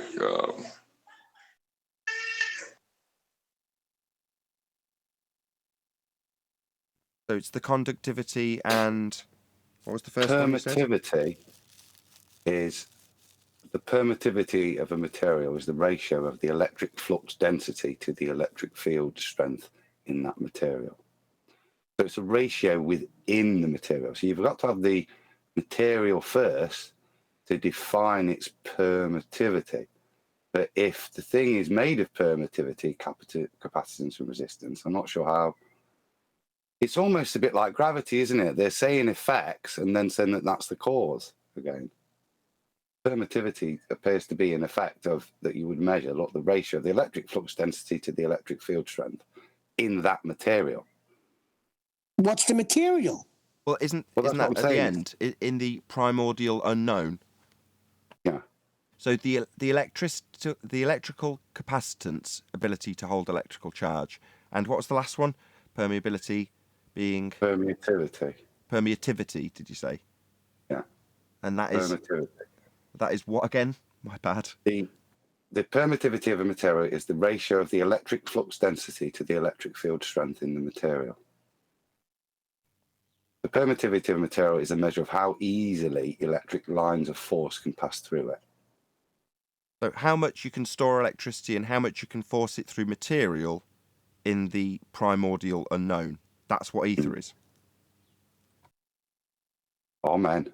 The amount of electricity in the primordial unknown. That's ether. Did I shout out Godzilla? Sure you read this super chat, but you missed 4 of mine yesterday. Oh, I'm sorry. Thank you very much for the super chat. That's nonsense. Correct me if I'm wrong, but inserting electrical terms into the primordial unknown, this is just nonsense, isn't it? Yeah, well, you're saying that the thing that you don't know what it's made up of is made up of these things which we refer to in electrical engineering by the sound of things. But it is in itself a nonsense because the finishing statement is it's primordially unknown. So from the beginning, it can't be known because it's not of any matter by the sound of things. So why you would then try and describe it in terms of things that are effects of matter, capacitance, resistance, permeability, permittivity, all of those things are effects of matter. But then you go on to say that it's primordially unknown. Sounds familiar to me. It's exactly what space-time bending gravity is.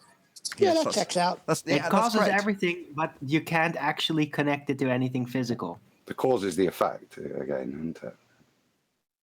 Listen, guys, it leads to free energy. It's hidden from us. No, it is we energy. have to crack the code. What do you mean, leads to free energy? It's being defined as the amount of energy you can store within it. The capacitance. Right, John?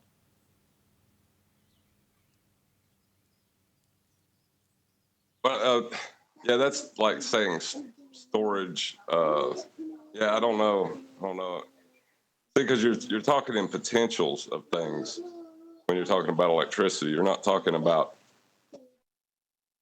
this. The whole thing just sounds like sophistry to me. And is this Ken Hovind's position on it? Because it sounds like he's trolling them. No, not Ken Hovind. Ken Wheeler. Ken Wheeler. But it sounds like Ken Wheeler's trolling his own audience by saying that primordial unknown. He's stringing together a load of electrical terms and then putting the primordial unknown at the end. As Adam's, I'm just going to repeat what Adam's just said, basically, aren't I? Maybe you can do it rather than me, Adam.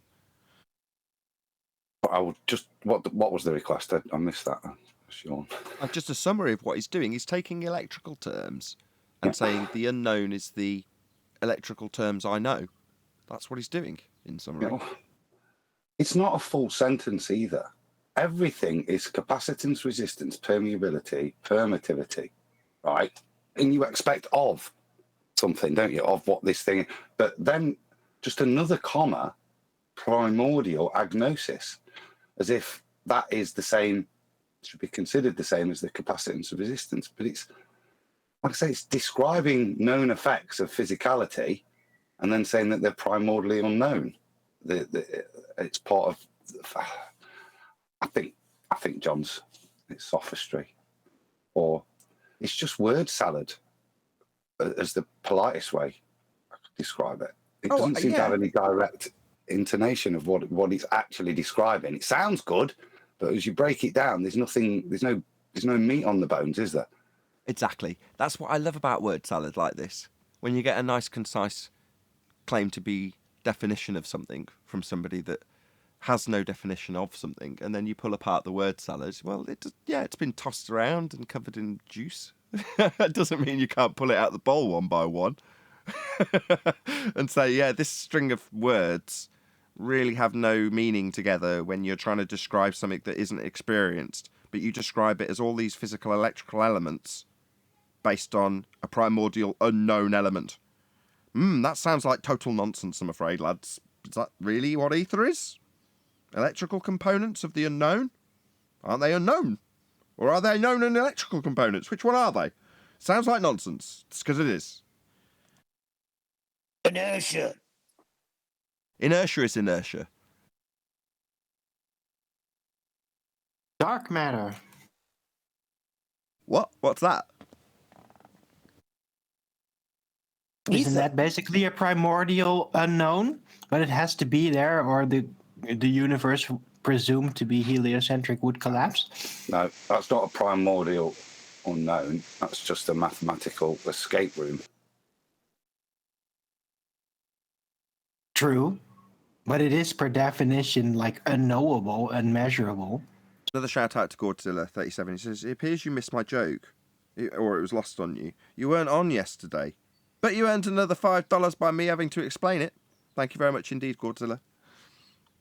I was going to say you weren't on yesterday. Yes. What's he talking about? He's just catching me out. He obviously watches the show a lot and knows how my brain can't concentrate on more than about two things at once. He's just catching me out. He's poking me. It's good fun. He's paying me to do it, Neil. I'm not going to moan. Cheer him on. Yay, thank you, Godzilla. Really appreciate the super chat. Smash the super chat to support this channel. We have a guy. I knew what you were doing, Godzilla. I got you. I got the joke. Yeah, but you're chocolate. Of course you get the joke. And what do you mean, do I have an addiction? I'm bringing material to the show. Well, after hearing that definition, I wonder if Kent Wheeler is just like actually trolling his own audience at that point. Ken. No. Hold on. It's not Kent Wheeler, and it's not Ken Hovine. Ken Hovine. Sorry, I threw the T in there. My bad. They fused Ken together. Wheeler. Okay, Ken Wheeler is who we're talking about. Jabba the Hutt. Right. There's no need. We were doing so well, Neil. Was he? No. Yeah, as that You killed. remember the other day one of his followers came and we asked him what ether was and he couldn't explain it. So this is Ken Wheeler giving the explanation, obviously. Not very well. Not an explanation, it's just a bunch of technobabble and then admission on a high philosophical note that he doesn't know what it is. This is an explanation, and that's why the guy could have articulated for us. So it's now written down, and we know where it's coming from. I see what you're saying, Tent. I mean, this ether discussion and indeed the mud flood / buildings are melted, rocks, etc. discussions, if nothing else, show what this show stands for, which is to say, any nonsense that happens to be pervading the live stream or by any other means, if we're reacting to it by another way, just gets taken apart here. It doesn't matter what your belief is. It doesn't matter if you're a globe believer or a concave believer or I don't know, whatever. It doesn't make any difference. If you talk nonsense and make claims that you can't back, that's what gets taken apart here. And in the trimmed, edited video, where I think I called it shit flat earthers say #1, or shit flat earthers say on flat earth debate #1, whatever. It's really come home that in terms of what we do here, it's not just debate globers, it's debate nonsense claims about Earth in general. You know, rocks being buildings, that's a claim about Earth. Because when you hear the claim in full from people like that, they're talking about it being a worldwide thing. Doesn't matter if they're talking about worldwide floods, worldwide extinctions, worldwide mud floods. They're talking about the nature of the entirety of the world. You think, I wonder why these people get so much heavy promotion. Oh, I know, because it makes us look stupid. That's why. Yep. So we debate nonsense. Thanks. Chocolate told us Michelle Thaler. Yeah, Chocolate said Michelle Thaler from NASA said rocks were our cousins. Now we got someone saying rocks are buildings. When is this going to stop? Oh, don't mention that, Godzilla. He doesn't know about that. Godzilla says, also for the, quote, putting up with Neil, end quote, fund. Look, he doesn't know about that. Shh. You need. It is a task. Thank you, Godzilla, for the super chat. Have you seen Super Ted's chat. one before? Say again, sorry? Have you seen Ted's? I was just about to read it. For putting up with Neil, says Ted, 1972. Thank you also for the super chat, Ted. Is that? I know the answer is going to be no, but is that to share for the panel? Never, ever. I thought I made that absolutely clear. In my messages to Professor Dave Explains YouTube channel, I was saying I want to make it absolutely clear that if he does join the show to set us straight, wink, wink, he won't get the opportunity to mirror it. I want to take all of the money from him appearing on my show. That's my only motivation, to bleed his ignorance drive for money from my audience when they come, if they come to see him. In other words, I don't want him mirroring it on his show, unedited, because that's what he tends to do. But that's just me highlighting that motivation in that regard. Can I ask a question about the rocks to building thing? Oh, if you have to, Eric. It's not like about that. It's just about a comment related to that. So when that guy, I listened to that guy was presenting that information to you and you're asking. Missed most of that. Say again, you broke up. Sorry, am I roboting? A little bit. Start again, you aren't now. So when that guy was asking, like showing that evidence and you're asking for proof about how that happened, I just have a question about like evidence and proof. What determines that something is evidence and proof? Like, for example, say like you have a suspicion someone's broke into your house, but you don't have any like proof of it, but you do see like little things at a place like. Okay, I got your question. You're asking based on what standard? That's your standard of evidence depends on the arena that you're in. So your example was a legal standard, but there's a historic standard, there's a scientific standard. It depends on what standard you're referring to. So in the case of evidence for a legal definition to be met, you know, I don't know, forensic evidence might find something where you said there wasn't anything, etc., etc. Historic, well, that's probably the one that I would have gone for if I was making the claim, not that I would be, for mud floods, etc. You'd try and find it based on the historic standards and prove it that way. Now, I've seen attempts. Let's not demean any of those people. Yeah, whatever. That would be the standard. You're not going to prove it scientifically. There's no phenomena. Does the evidence have to follow the principles of logic as well, like for each of those classifications that you just...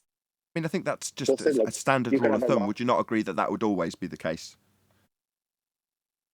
How do you know so when he was presenting that, like sometimes I look at that information, that rocks turn to building stuff, and it looks very interesting. And obviously some of the claims are insane, but I've seen that some of it looks like, it looks compelling. So how would I follow logic to determine whether or not it's... Okay, sure.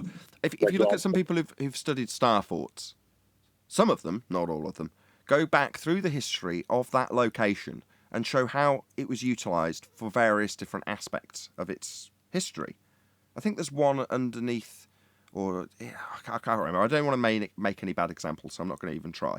But I have seen, when I've been also vaguely interested in this subject, people give historic standards of evidence for what they're claiming in terms of star forts as a specific example. And I can look at it and go, yeah, I can see the history that star fort went through. And then I don't, because I'm not that interested, pull apart their historic standard when they present their evidence in that regard. But I'd assess it based on its historic validity for evidence, not its scientific or its whatever. That's where I would look at it. In terms of just presenting a correlation and going, check out how this looks like that, I go, wow, do you know what simulacra is? Have you studied that? Because this is pathetic.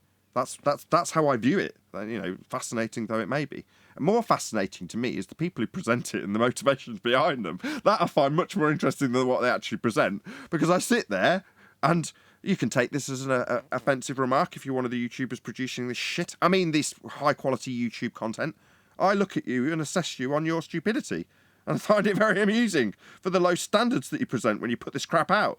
That's what I find amusing about those videos, more than the shit that they present. And I'm sick of it. And the amount of people who've got their name with flat earth attached to it that put this crap out there, I am tired of it. Yeah, in the same way QE got tired of ether and incoherent dielectric acceleration, and at the original part of my journey through this, I got tired with Mandela effect, almost immediately entering into the arena. What is this crap? Mandela effect? What? And then you go through one at a time, debunking every single one of them really, really easily, systematically, and go, why is this attached to the very nature of our reality? What the hell's going on here? And I've seen it over and over and over and over and over again. Mudflood is just the latest incarnation of nonsense strapped onto flat Earth, so we all look like demented idiots.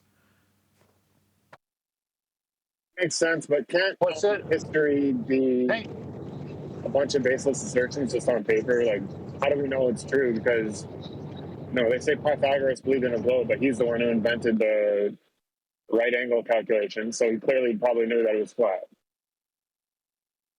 How do you go from mud floods to Pythagoras? How do you jump like that? Because he was talking about his it's based on history, right? So history is literally his story, right? It's somebody's story. How do we know it's true? No, the guy was claiming every, let me say it again, every mountain, every hill is a building.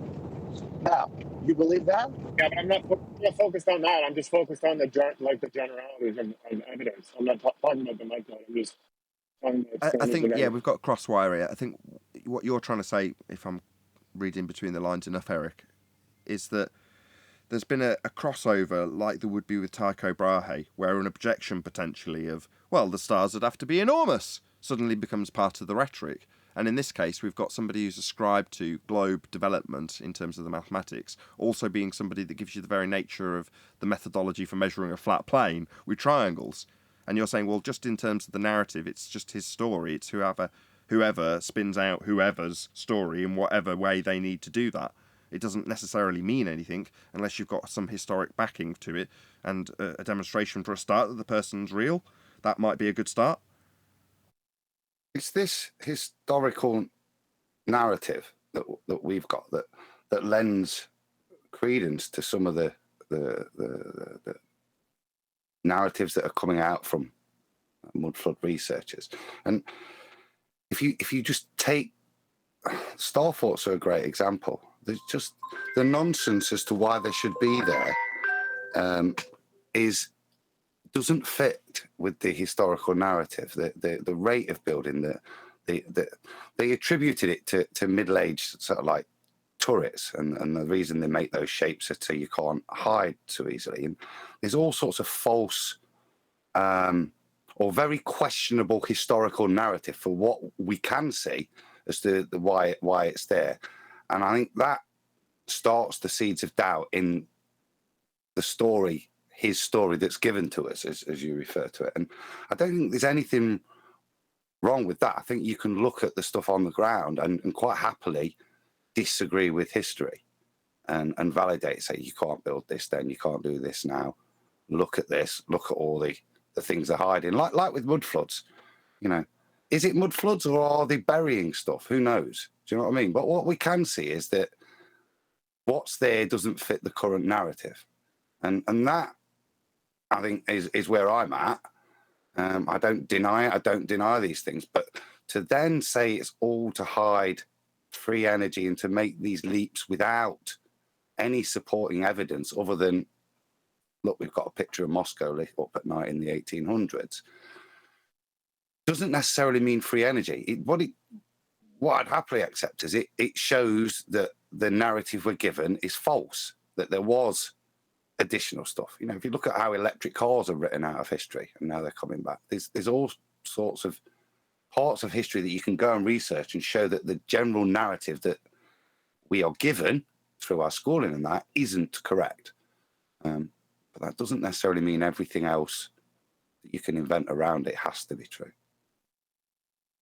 I agree with that. So my general question is, how do we determine when we're listening to, or how does anybody determine when we're listening to someone's claim?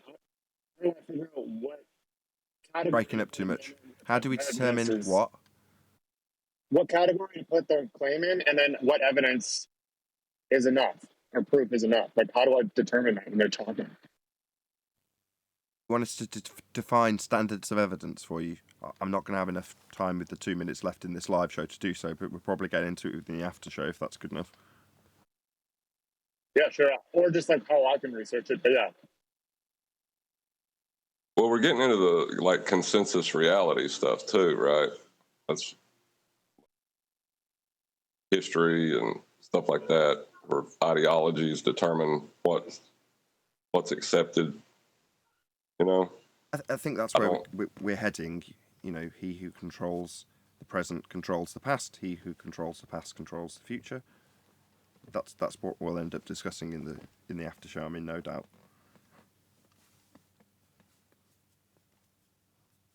But that's ingrained in various different standards of evidence, right?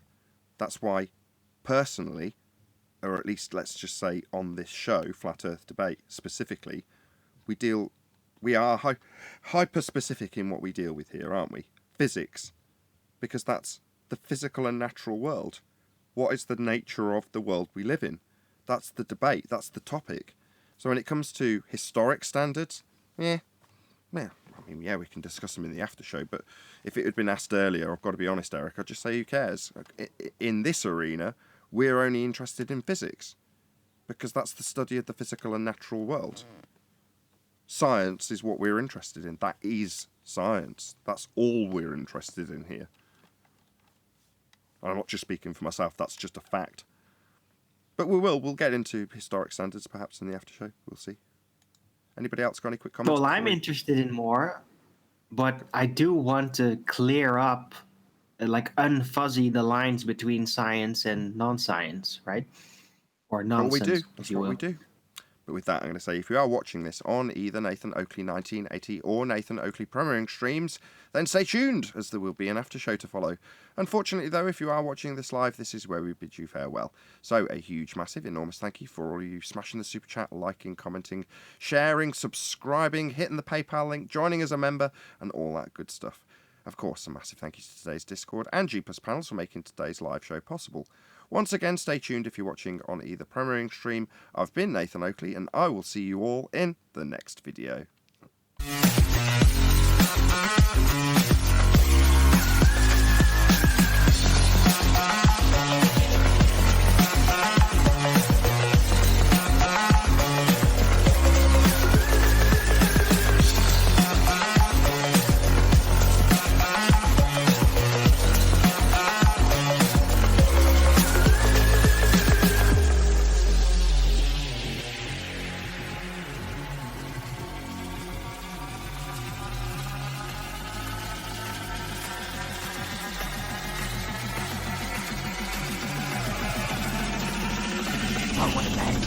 What a lovely day!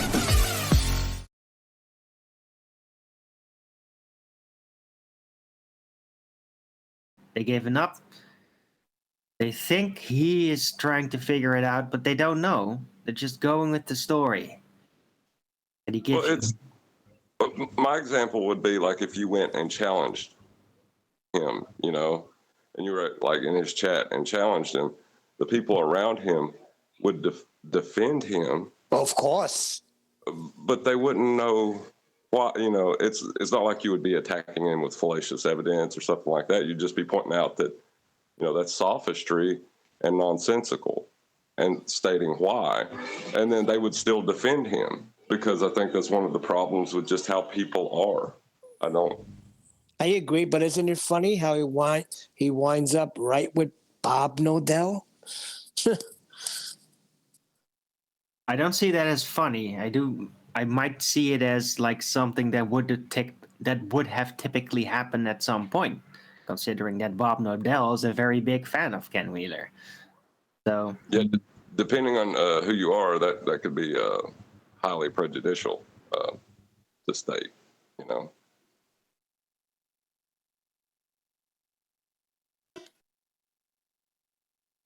Just back your claims, validate what you say. It's not that hard, is it? I think depends which field. If you're talking what we were saying before, yeah, because standards, I think there's Nathan will probably go into, are very, very different. Right, but as far as historical I'm hoping standards, one of you will.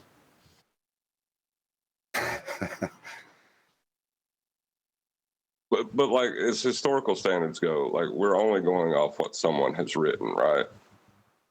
Correct. So you know, you go to your primary source and see what they say about it is really all you can do. And whether you believe that is up to you. But to make any claims about what happened centuries ago, I don't know how you're gonna be able to do that. I just don't.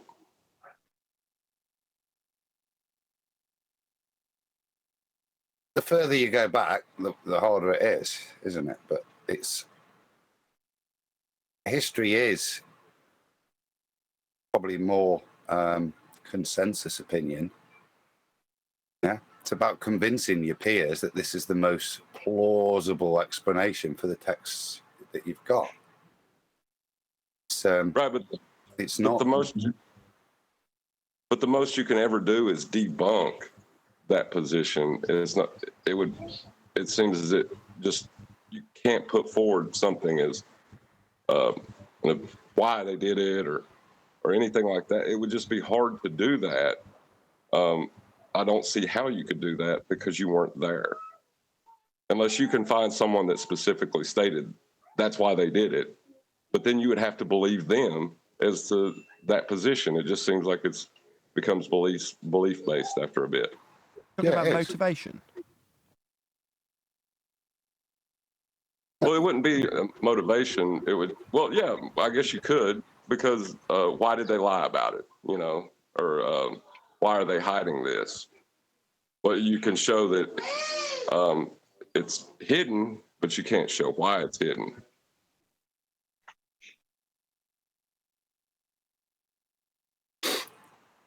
Yeah, all you can do is show the lie and how it's a lie, or if you want to even call it a lie, how the information's incorrect. That's all you can do. You know, why is it being taught to school kids? I don't know. You know, the more you dig, the more you find out that there's somebody ignorant at the end, and they just didn't know.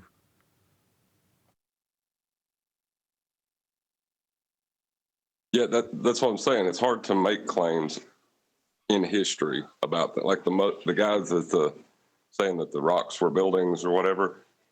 You don't know that. That's a belief you're holding for whatever reason, but you're just, and it doesn't line up with, you know, you're getting there fallaciously. So. But can't we judge it by the history that we're in now? Like, let's say what they said, I'm going to be 57. So let's look at what they wrote in history 50 years ago and see if it's accurate. You understand what I'm saying? Like, if it's accurate, I don't see how it could be. Yeah, that's what I'm saying. To what end, right? But that's what I'm saying. Look, the moon landing history's is being like it written. happened, but we know it didn't happen. 9/11 is like it happened a certain way, but we know it didn't happen that way.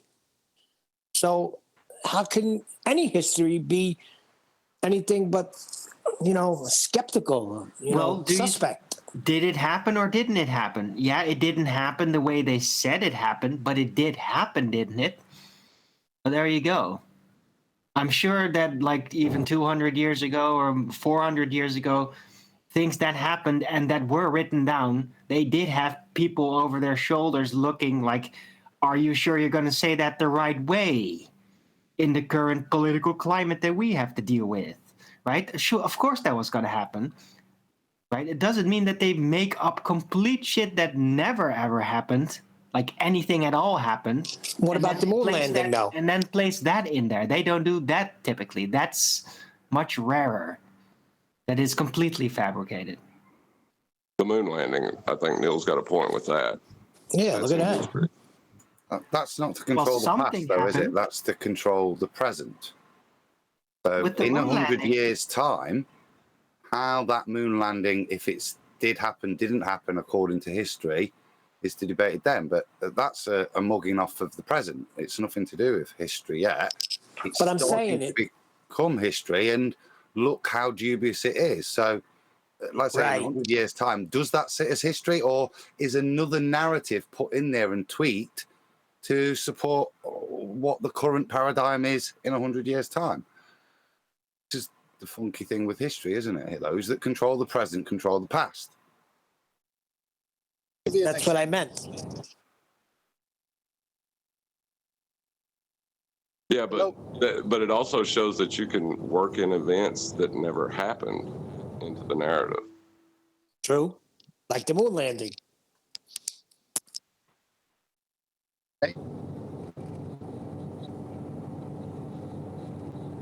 I mean, it seems to be all faith-based, and whether you believe your source evidence or not. No, faith and industry based, right? Now it's not about, nobility are perfect and everybody else's dredges. Now it's like, yeah, we want people in general to believe these things so we can keep that industry going because they're in control. They're the ones that telling everybody like how to live because they can and they're in power. So they're going to give us programming that's going to make us hold on to them, that we're in need of them because of how the information they present, right? It's from nobility to corporate level now, the programming. Excuse me. What, Adam said no. What moon landing are we talking about? Because I keep hearing astronauts talking about we can't get past low Earth orbit. So whose story isn't being kept up to date? I could have sworn the moon was past low Earth orbit, but I keep hearing astronauts all day saying, well, we can't get past low Earth orbit. Mr. Orion guy over there, trial by fire, says we need to solve these problems before we can send people to this region of space. Him talking about the Van Allen belts. Well, I thought that was already accomplished 6 times between 69 and 72. Lovely. So if you, that's a good example. If you take that and there's all this complex literature that's written and describing all the perils that the moon journey had and all this bits of science, and you look back at it 100 years' time, then as a historian, you can throw that out, can't you? Because you know that you can't go to the moon. There isn't these Van Allens. We need gas pressure for that. So using your logic, knowledge, yeah, you could demise that this is a made-up story in history. Whether it was... What's hard is whether that's just a book of fiction and you historically assign that in terms of part of the fictional side of history, that somebody just wrote a fantasy story, or whether you're able to ascribe it as a mugging off of humanity at the time, you know, what really happened, how history and what bits of data you get back, how you're able to piece all of those bits of information together if you're pulling them from history, not 50 years ago, is how you decide what the history is like. So Maybe we did go to the moon, maybe we didn't go to the moon, maybe it was an elaborate trick, or maybe that particular story is just written up as a tale by Werner von Braun, one of his fairy tale books. You know, how history would decide that can be very different to the actual reality that was lived. Right. So it becomes down to belief. Yeah. At the time that you're in. So I don't know. I mean, that's happening in real time, like with that example, Mr. Orion Trial by Fire. I mean, how is it that NASA, the same people who supposedly sent people to the moon, are at the same time have a narrative of, oh, we need to solve problems, we need to send this mission into the Van Allen belts to make sure that we can send people to this region of space? I mean, that's literally rewriting history in real time. What It's American pride. Before it gets too far, like belief isn't inherently a bad thing. You know, like a lot of things that we understand and communicate is built on belief. You know, so I ain't trying to put down belief. I'm just saying that to make positive claims about history that's not recorded in history, it's almost seems impossible. Can you guys hear me? Yeah, we can now. We can now. Okay, yeah, I've been trying to get on here and had to restart. So when I'm doing research on the sextant, of course, it goes back to the astrolabe or the Calib, I believe it's pronounced, the cross staff, all these different predecessors to the modern day sextant. So the Portuguese sailors were sailing using the quadrant, which is 90 degree. And that was before Copernicus. And when I go to the older books, they pretty much say that they all thought the earth was flat and they were going around Africa to India. When I go to the newer books, I mean the newer books, 2018, 2020, 2021, this is what they say.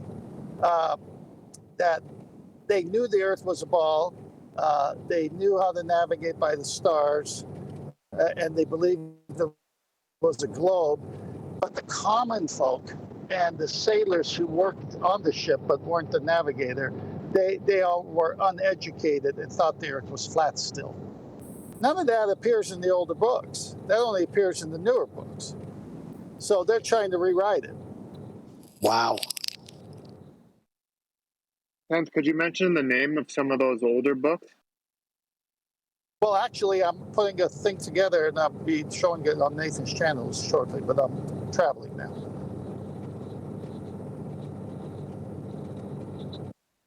He's on the road. Did we actually define the different standards, primary source research and scientific method, and what other standards can we think of? Did we get to that?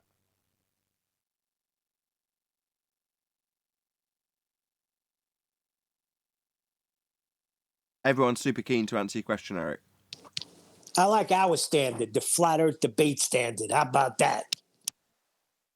There is no single standard because we can't assess the standard of evidence based on purely logic if you've got a standard that's empirical or historic, etc., etc.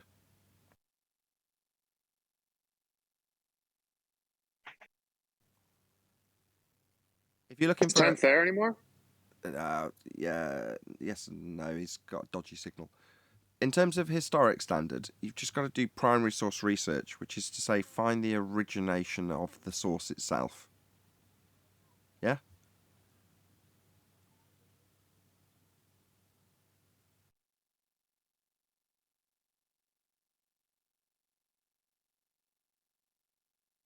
Like sourcing. It's always Just what FYI, it is, right? Just FYI, Professor Phil retards in chat. There you go, John. Maybe you can have a back and forth with him about when you'll get together on modern day debate.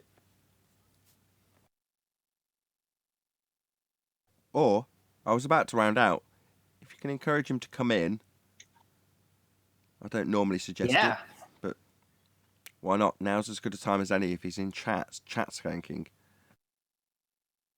And we deserve a bonus for you not having a show yesterday.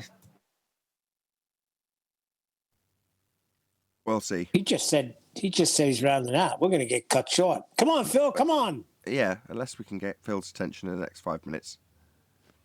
I'll tell you what, I'll leave you to talk amongst yourselves. I'll go make a cup of coffee. And if I come back and you've got Phil's attention, then we'll carry on. If not, I'll round out the show. Come on, Phil, get in here. Somebody get him. We'll have John. He was questioning me in my chat about relative density today, and like it isn't legitimate. So I said, like, yeah, but it is basically the density and buoyancy that you can find everywhere in textbooks, except you leave the assumption of gravity being the cause of that out. And there you go. It's already everywhere, right? We just call it relative density because we specifically want to detach the gravity aspect which would make it, because the gravity would make it a non-viable hypothesis because you can't prove that. Tell us what the gravity is. Yeah, but it's no useless. We were talking about scientific evidence for relative density, why that is real and why gravity isn't real.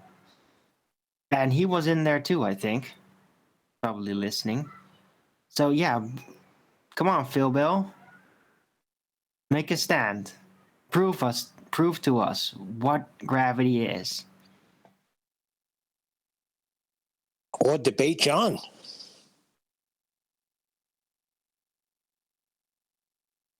Father of a stolen child, John. Yeah, it's not for gravity. It's for him to come on and John and him setting a date for a debate. That's what it's for. And then they can go do their debate. Let them do it right there. What do you mean set it up? If he comes in and they're both there, get it on, baby.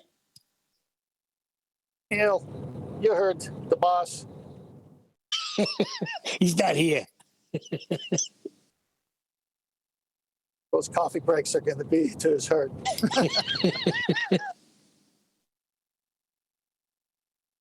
Huey, you still around? Yeah. How's it going with the ball busters? I've been missing it, man. Yeah, computer should be fixed by the end of the week. So he's got the part in. Gonna have to test it out. So yeah, it's taking a little while, but he's got it. So that's the update. That's good news. Good to know. That time and all. I didn't want to say it's it. taking some time. No, it's a third world country where you live in. Your computer parts that rare over there. Adam, I hear his archery is getting tighter shots now. What, the SBB? I've seen a picture of that today. It's beautiful. He'll knock a tip off an apple at 100 yards away. Maybe he was starting archery training because the computer repairman was taking so long. He thought like, okay, once I'm the perfect marksman, I'm coming after him. Just so you know, get it fixed. I think the military pension went on the bow first, and then the chip had to wait. All lies. Them's fighting words. I know, and he's not biting either.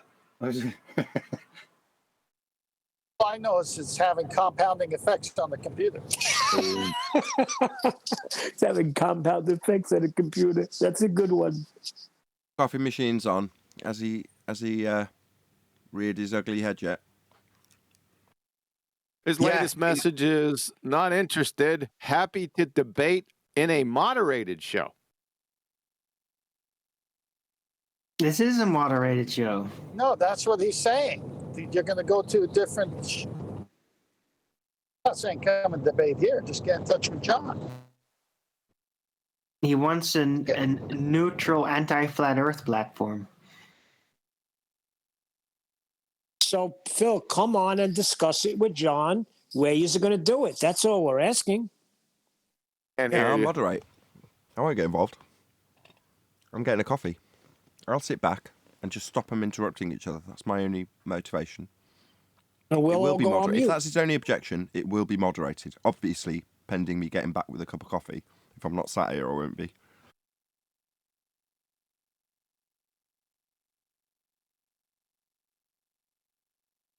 Is John around?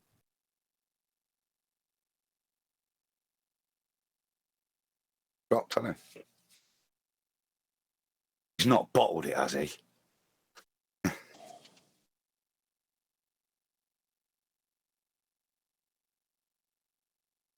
Maybe his kids finally got to him.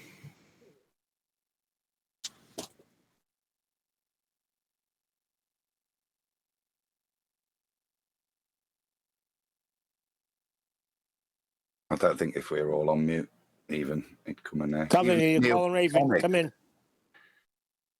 Right, while my machine's heating up, if he does come in, which seems unlikely, but if he does, obviously you've all, without exception, got to stay on mute while John and Prof. Phil talk. Just to make that clear. Neil. Yes. Neil. Where's John? Go on mute. Arwin immediately projects it straight onto Neil, who's also guilty. Yes, both of you, or anybody else for that matter. Where's John? I was the first one to say it.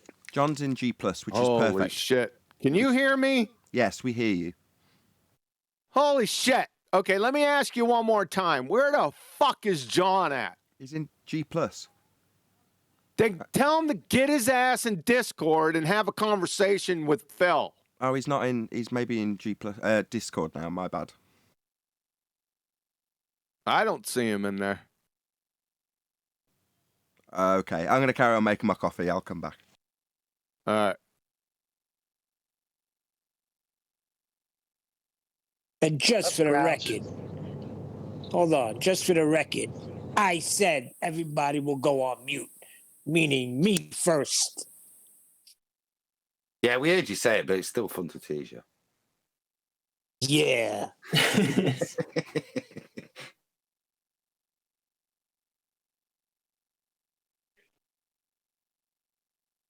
Has he disappeared? That's kind of a bummer. I don't know, but Grumpus needs to eat something. I mean, in the meantime, if any ballers want to come and tell us how we live on a magical spinning water ball, I mean, that'd be great. I think the anti-flat earthers will take these grounds for dismissal.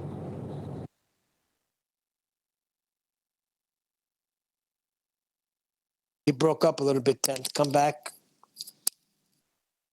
I said the anti-flat earthers might take Nathan going for coffee as grounds for dismissal.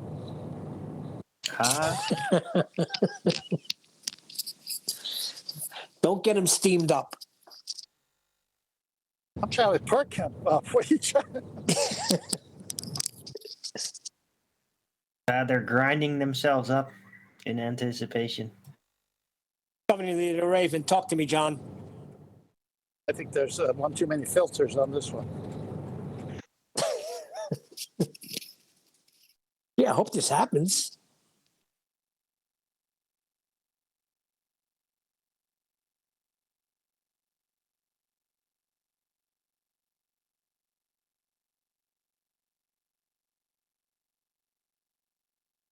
With no more coffee jokes percolating through.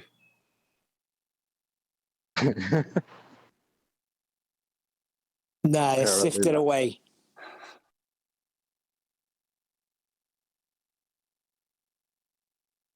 I think we're not going to get Phil. He's chatting about people going to the moon. Oh, boys. Oh, well. And there was this magic speed. Come on, Chocolate. Give us the magic speed, Chalk. He's not going to be a punching bag on that show. It has form. Oh, that's a likely excuse. They're full of crap. Nathan knows how to moderate. It'll just be John and him. Everybody will be on mute, and Nathan will moderate.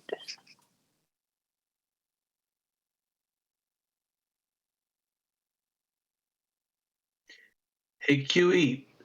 Nathan made mention of, you had grown tired of obviously arguing against the ether.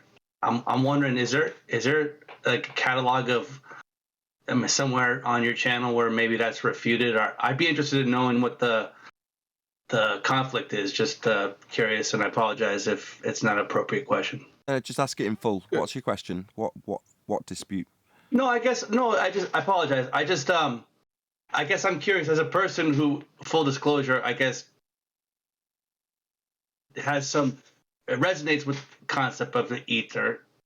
I just wonder what is the argument against it, I suppose. To me, Give me the argument. Okay. I'll give you the argument. You ready? Sure, yeah, that's fine. What's ether? Well, I understand, no problem. I don't. No, okay. I'll be honest. I mean, I have no need to defend it personally, but to me, ether would be connective. Insert object word here, definition here, between creator and the physical forces that we experience. So to me, that's where the ether lies. It's purely belief. I don't attempt to, for me, it's a belief. To me, it's something that makes sense, I suppose. I guess I'm trying to understand the refutation. Well, it's imaginary. Like, that's the argument. It's certainly imaginary to me. Yeah, I mean, it's a faith, right? I mean, it's a faith in something that precedes, say, for example, like electricity, right? Like, if I put a magnet through a copper wire, I get electricity, but it seemingly comes out of nowhere. At least to me, I'm not the smartest guy in the world, but that's all I'm saying. I'm not trying to be contentious in any way. I'm just trying to better understand, right? That's all. Me neither. I'm just trying to. You asked me what the argument was, and I gave it to you. What's ether? Right. What is ether? Right. Exactly. I agree. That's it. That's the argument. Yeah. Understood. I get it. Okie doke. Couldn't have summed it up better myself. That was the frustrating thing the other day. Somebody saying ether. We go and get a definition because he wouldn't give us one. No, it's not that. So it does become impossible to address a point when somebody won't clarify their claim. What are you saying this ether is, fundamentally? What it's no longer for definite is a medium for light to traverse through. That appears to be the only thing I can see what exponents of ether at the moment, they deny that, which was its original purpose. So other than that, you are just left with, and I'm with you, what is that fabric between the creator and us? Is there something, like I often use the matrix, is fabric, something that did you say fabric? Exactly, yeah. It's all imaginary. What is that thing that you're conjuring up in your head to link between the creator and you, and all of reality and how the mysteries work? Is there something, and I'll say it again, some etheric fabric behind it that links it all? You can't help but have those. They're things that are put in your mind from an early age again. But the reality is, when you're in this forum, you've got to bring some evidence, and we're yet to have a bag of ether. There's only one starting point. There's only one thing. I wouldn't even say thing. Only one mediator between God and man. That's Jesus Christ, right? So where does the God come in? Not a medium. What is he trying to say with the Not God? a medium.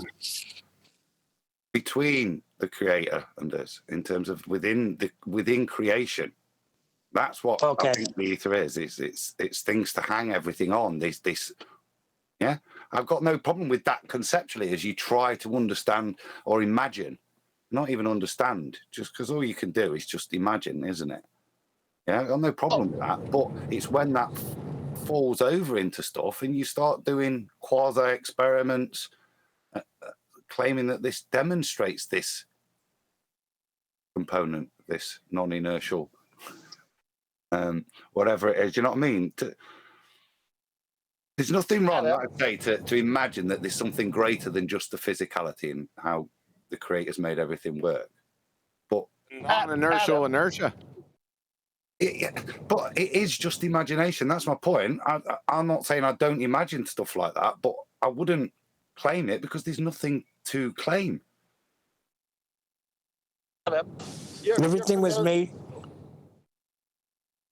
Adam, you're familiar with the movement that you just get one with the universe, right? So now bring that over to ether. The guy said it was Newman. When you look up Newman or numinous, it's like a divine energy. So it's not a big step from saying this divine energy is the same thing that the New Agers are talking about as being divine themselves, because you are part of the energy yourself. You are a God, small g. That's where I think it's emanating from. Do you guys need the list again? It's gotten a little bit longer. Oh, hold on. Today on the conveyor belt.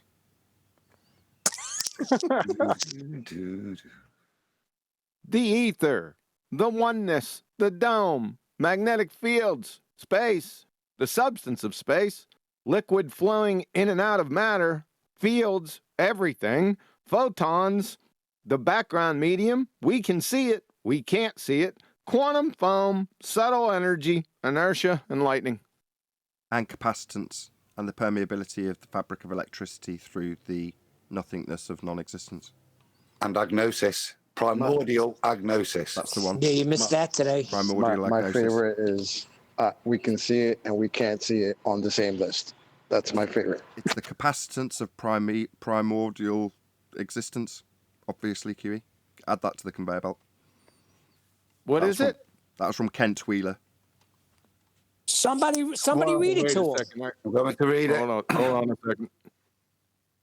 Say that one more time. We took apart his actual words and defined them in terms of each word individually, but you've got the capacitance of the permeability of the primordial unknowing. Is that right? I'll do it in full. Everything is capacitance, resistance, permeability, permittivity, primordial agnosis. I'm not writing that stuff down, man. End Go quote, ahead Ken and Wheeler. send that to me. That's Kent. Go ahead and send that to me. I'm not writing it down now. Kent Wheeler with a T. It sounds like sometimes they're confusing ether with aura, and aura, I feel like sometimes has a little bit of evidence.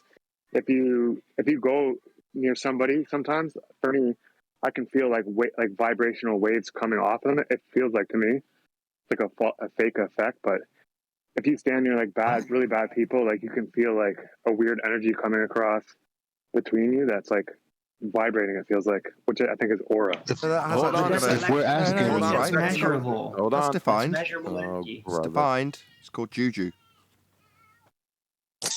No, that's different. That's more like karma. Hey, I'm gonna post something in Master B for you, Nathan. Somebody defined ether in here. I think it was Dash, the gentleman I was just talking to before. Hold on a second. Yeah, Q, I just posted. That's Ken Wheeler's latest. I'm not doing anything other than sharing, I think, what's the most accurate or updated version of Ken Wheeler's position on the ether. This is not my own stance. All right, here it comes, Nathan, now, Master B. John. I've put it in the meet room. It's on screen for people. You want it in the war room too?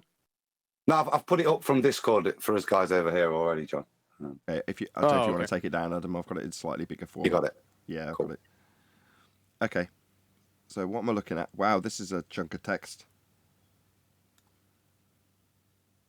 There we go. Inertia in counter space. All fields are ether perturbation modalities. Pure non-Cartesian potential. Whoa. Let's just break those few words down, first of all. Oh, my God. What's counter space? One, isn't it? Either. Hold on. Anybody at all? Space that's opposite. It's where my coffee pot is, on my counter space. No. No. The counter space. It's there. It's on Counter my. space. It's where I put my coffee. It's my counter space. That was probably Neil's Gotta add that to the list. That was brilliant. Right, but counter space is probably another way to say or describe ether, right? They think there's a medium there for things to happen. It would be another space, a counter space. See? We've got to break this down in an etymological manner. What does space mean? Availability of volume? Can we agree on that? Area? Can we agree on that? Let's get some Socratic method going. Do we? What space? Length, width, and height. There we go. So Euclidean, because later in this definition it very specifically says non-Euclidean, does it not? Or counter-Euclidean. What does he say? I forget.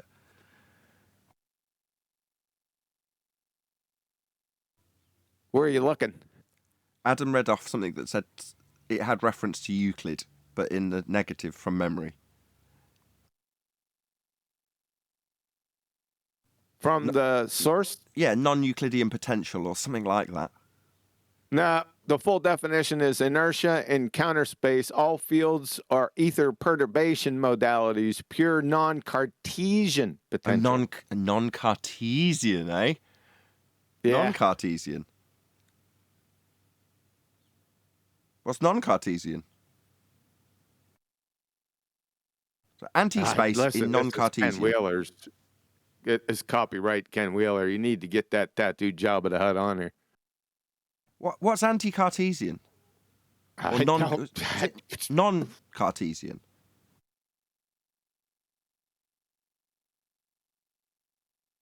Man, this is like pulling teeth. I swear to God. Well, count the space. Like, is it the same? Like, when you count to something? Like in boxing, you got a counter puncher? Yeah.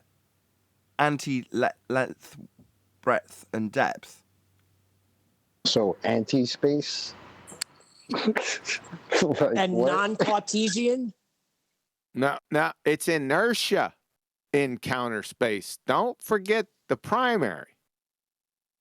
Right, I know what inertia is. How can you have inertia in non-space? This is all double negatives. None of this makes sense. It's every next word's contradicting the last. Yep. That's what I was trying to say. The double negative. Well, there's a better way it could have been said. However, linguistics don't really allow that. Neither does coherency. Exactly. This is incoherent. Potential in counter space. How can you have potential in non-space? It just doesn't make any sense. Well, see, that's the thing. I didn't learn anything about the ether like that. It was all based on Holy Spirit. Basically like the myofascial system. It's the glue that holds the system together. It's there. Give me a break. Give me a break. Give him a break. He's not even finished yet.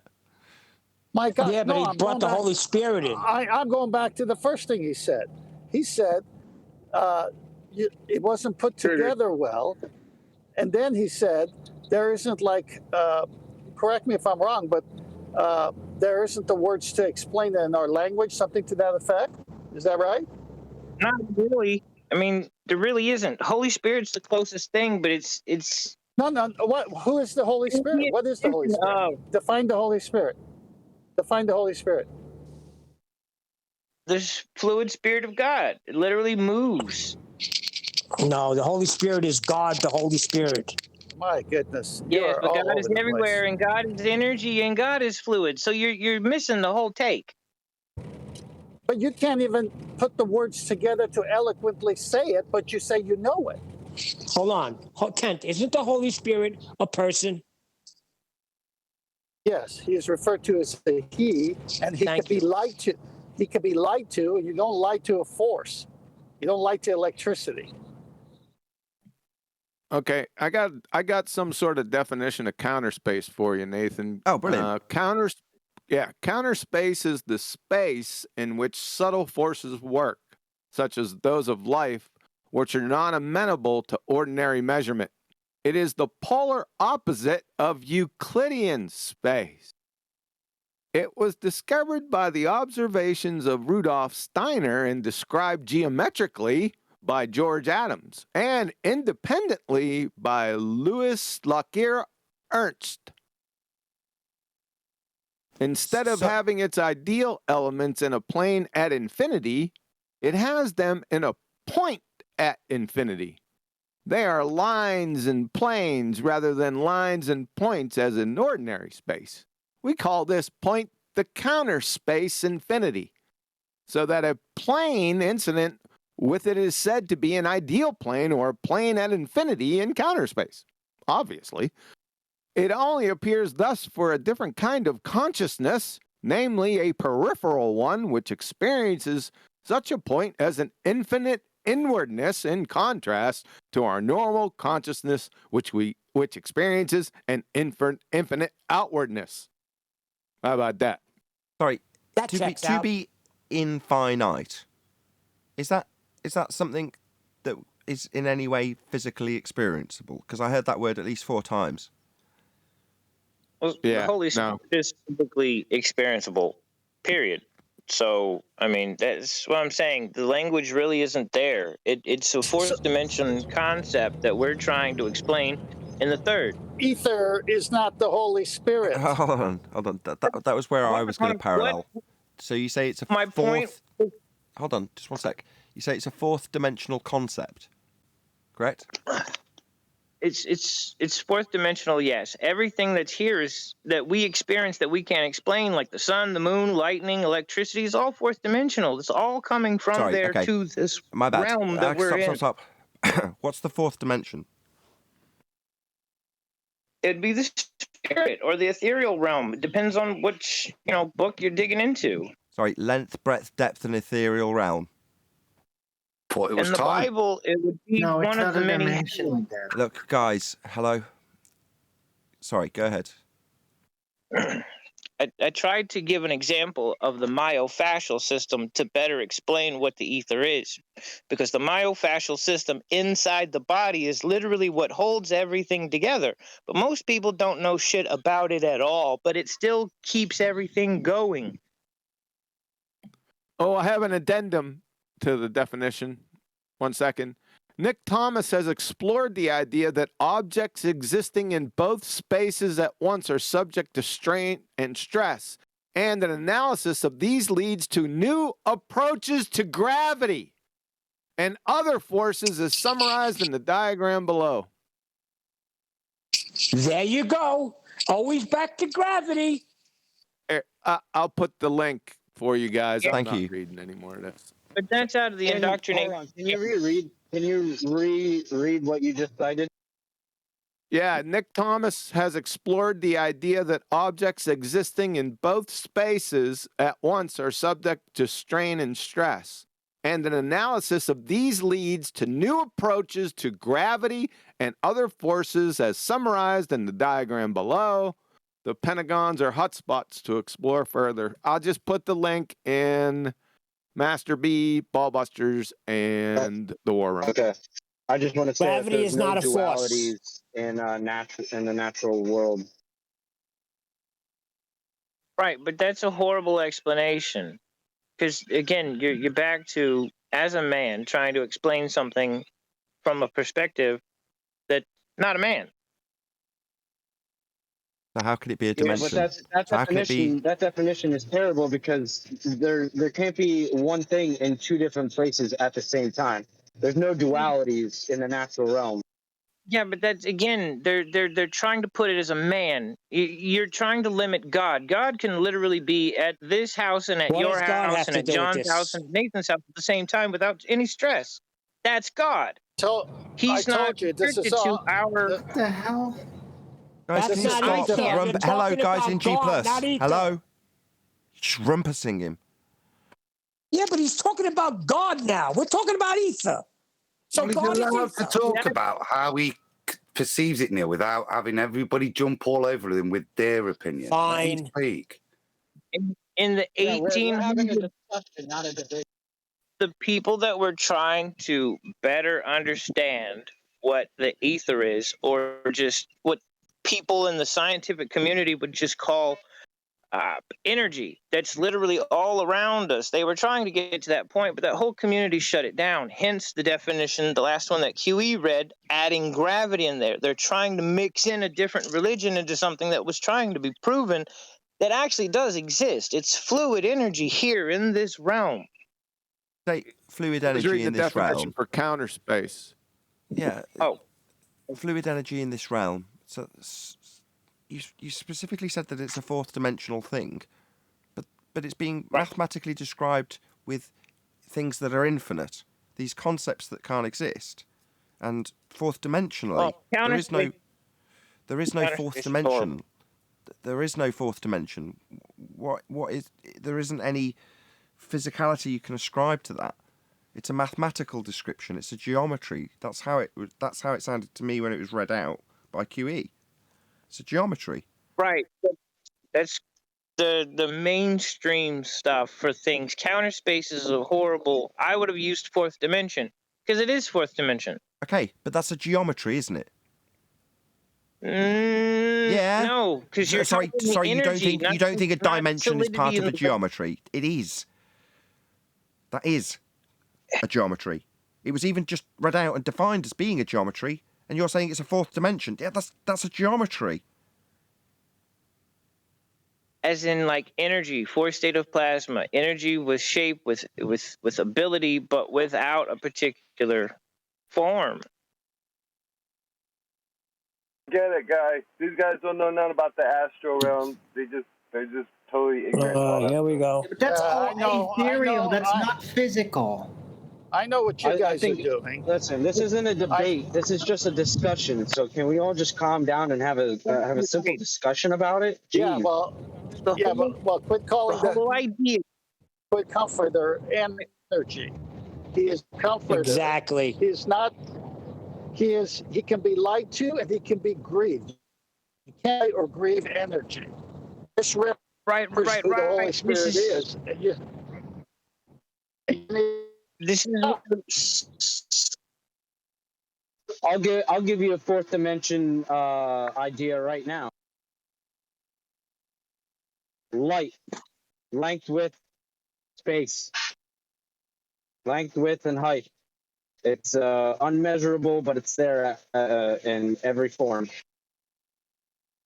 What? What's going on here? He's claiming that light's a fourth dimension. Wow. Well, yeah. Can you measure it? Yeah. Can you measure its height? Yeah. Can you measure its depth? It's light.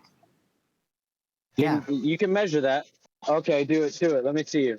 Without a shadow. Without measuring its shadow. That's its counter space. Wait, why are we discussing this? Light. Stop. Because it's the fourth dimension. Sorry. You're now challenging. Stop. Dimension. Hello. You're challenging Arwin to show an aspect of light. That's light. It's not a fourth dimension. It's not ether. That's light. Yeah, but it's Euclidean counter space. Euclidean counter space? Oh my God! Whatever his word was.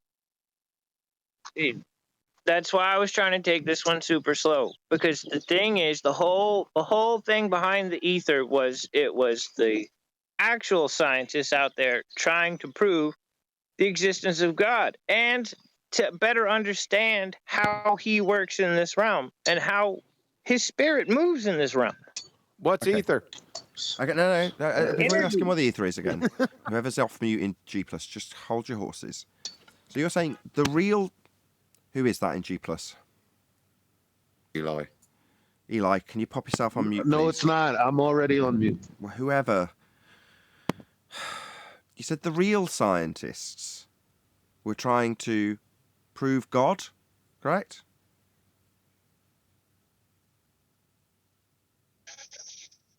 Anybody, I guess. No, the guy that was just speaking a minute ago. Cuddles or something? That's what he said. Oh, Cuddles, yeah, Cuddles. Aether, according to the people that were working around Tesla in the 1800s, is basically like an energy or an energy field that exists, but it's like being inside of a damn pool. Okay. But the pool is constant. It's always around you. It doesn't ever cease to be. Yeah, my question wasn't, please babble on about ether and non-related to my question completely for the next 5 minutes. That wasn't my question. You said the real scientists were trying to prove God. That's what you said, right? Right. Right. Wrong. Real scientists observe phenomena. Then they formulate a hypothesis then they try and figure the cause of the phenomena they observed at step one. That's what real scientists do. So I don't know what Tesla was doing, but he wasn't observing phenomena, so he's not a real scientist in this context, if that's what you're claiming he's doing as a real scientist. Unless you can say... Isn't God a phenomenon, though? Pardon? Is God not a phenomenon? What's the phenomena Would that precisely? be an observed phenomenon? What's the phenomena? I don't know, an all-knowing being that nobody can see or hear, but everybody, well, not everybody, but people claim that it's there. Kind of like ether. How did you test these attributes? Stop. Colour commentary left and right. Do you know what a phenomena is, or a phenomenon? Yes. What is it? Uh-oh. Somebody that has two chambers to their heart that's still alive that should be dead. That's not what real scientists do. That's what modern scientists do. Ancient scientists were more just hello, everybody. The guy that was saying God's the phenomena. Okay? What's a phenomena was my question. He said, I know what a phenomena is. Okay, what is it then?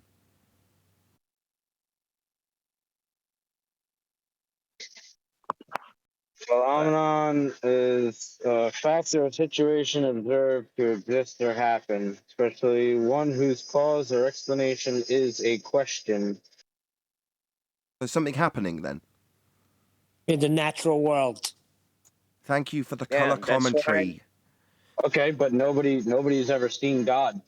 So what would be happening for it to be a phenomena precisely, exactly?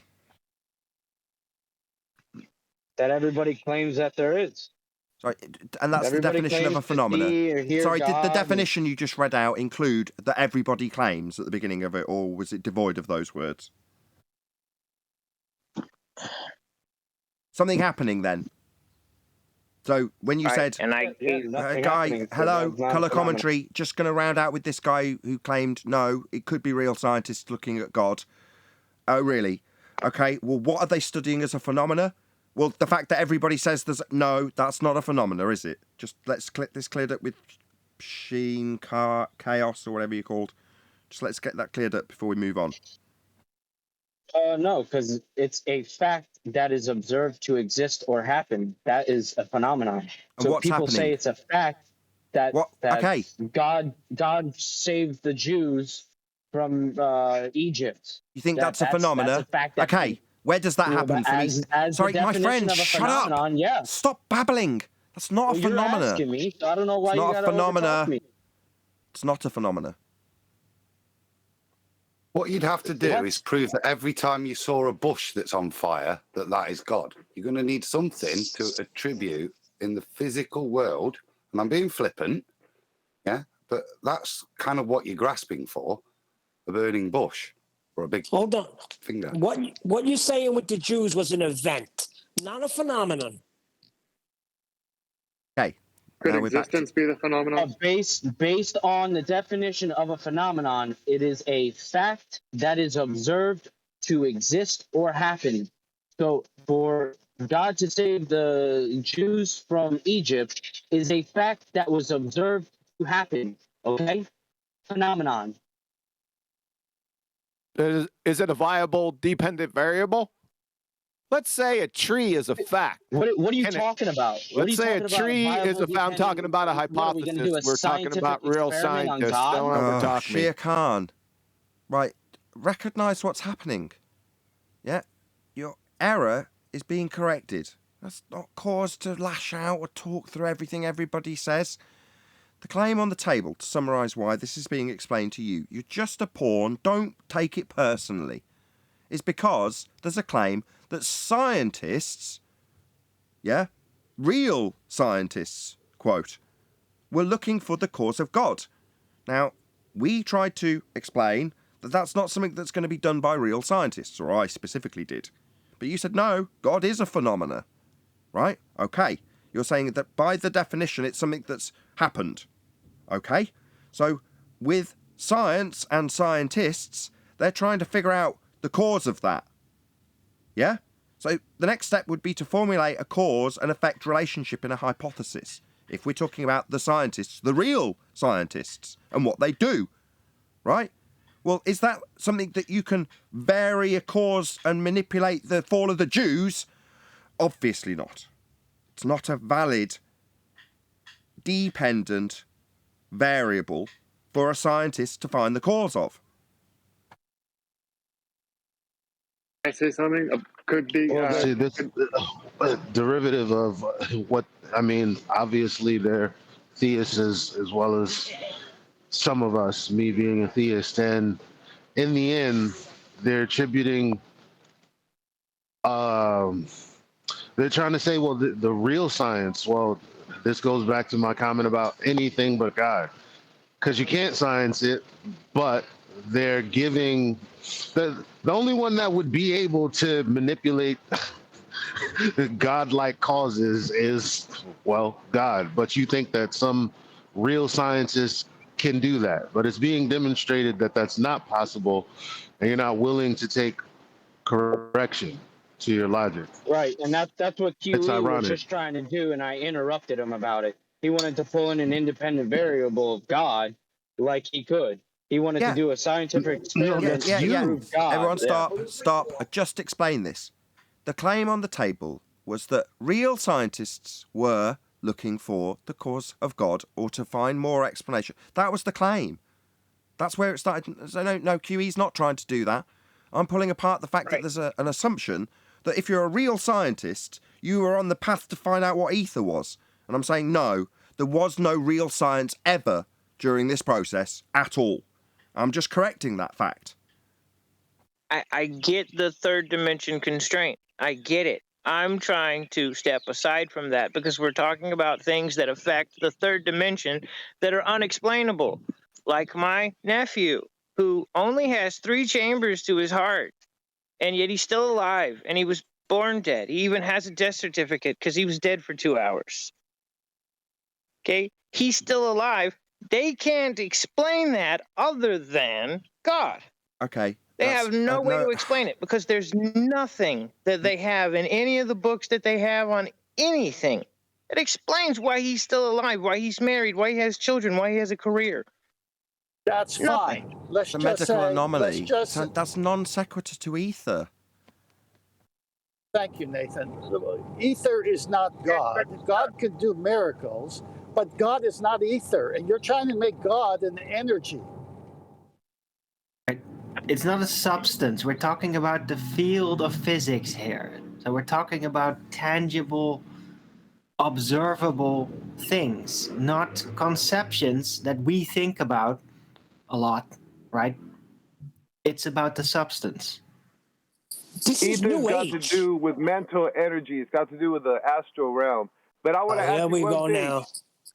I want to ask you something. How come you made a whole video about a picture that I didn't even post? You made a whole video about destroying me, about a picture of a penis, and I put up like 10 pictures, and you didn't address any of those pictures, and you edited the video.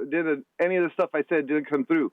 That's what Glovers do. They make straw man arguments about stuff that we don't even say. That's what you did. You made a video about a picture that I didn't even post. That's so funny. Okay, my bad. So the question on the table... The issue at hand is we're trying to man this. Hold on, and 1 second. It's really hard to man it. Just 1 second. My bad. So the question on the table and the predominant point of that video was, what evidence do you have for your claim that buildings became rocks or rocks became buildings? What evidence do you have for that? That was the whole point of the discussion. I posted 10 pictures, and someone put a picture of a penis-looking rock, and you talked about that only. It didn't look at my picture at all. So how can we already heard that one time. You don't have to repeat your same claim. You don't have to repeat the same claim as what he's saying. He already heard you. Everyone heard that, all right? So everyone heard that, so I'll shut you up. So repeating your same claim over again is not what's needed here. When you put your photos up, Nathan started at the first photo. But we didn't get past that because you couldn't answer any questions about it. We good now? Now we can move on. Well, can I just address it? No, Adam, hold on. No, just let him address it. That wasn't the evidence that I posted, though. That wasn't the evidence that I posted. That's all I'm saying. And you didn't even talk about the evidence I posted. You made a straw man. That's what you did. But that's okay. No, third time's a charm. Guys, hold on. John, can I respond? Okay. John, thank you. No, that's incorrect. So one of your images, the first image, was a picture of what I said looked like a temple with an arch, with a picture of a rock archway above it. That was your image. We also discussed the building coming out of a rock. I compared it to a building that I'd designed. So we didn't just focus on Adam's humorous aside that he dropped in while the images were being shared. That isn't all we focused on. But my point is still, while I'm getting interrupted, my point was still and is continuing to be interrupted and ignored. I asked for evidence that the rock, in that particular instance, a curved archway-looking rock, versus juxtaposed with, compared to, a man-made archway. What evidence is that the top picture of an arch in rock was at any stage man-made? That's the question I'm asking you to back with evidence. Can I try to explain it, what I'm saying here? I can't explain how it happened, but I can show you enough pictures that you will know what we're talking about, that you can see the pattern. You can see what happened to these temples, but you didn't look at any of those pictures. You only looked at two of them. So you have to see, we can't show you it happening, but we can show you a bunch of the process of it happening where it stopped in the middle of it so we can see what was happening. But anyway, hold on a second. Hold on. Okay. Thank you. Stop. You said you can show me the process of it happening. That would be to say the process of a building starting, as you described it, in pristine condition and morphing into a mountain. So you have a timeline, a history timeline of that progression of a particular individual building, do you? What I'm saying is, no, I don't have that, but I can... Stop! Stop! Using your Stop! No, Stop! Let me finish. Stop! No, I won't let you finish. I repeated back what you just claimed, verbatim. You claimed you had a progression of those images, and you haven't.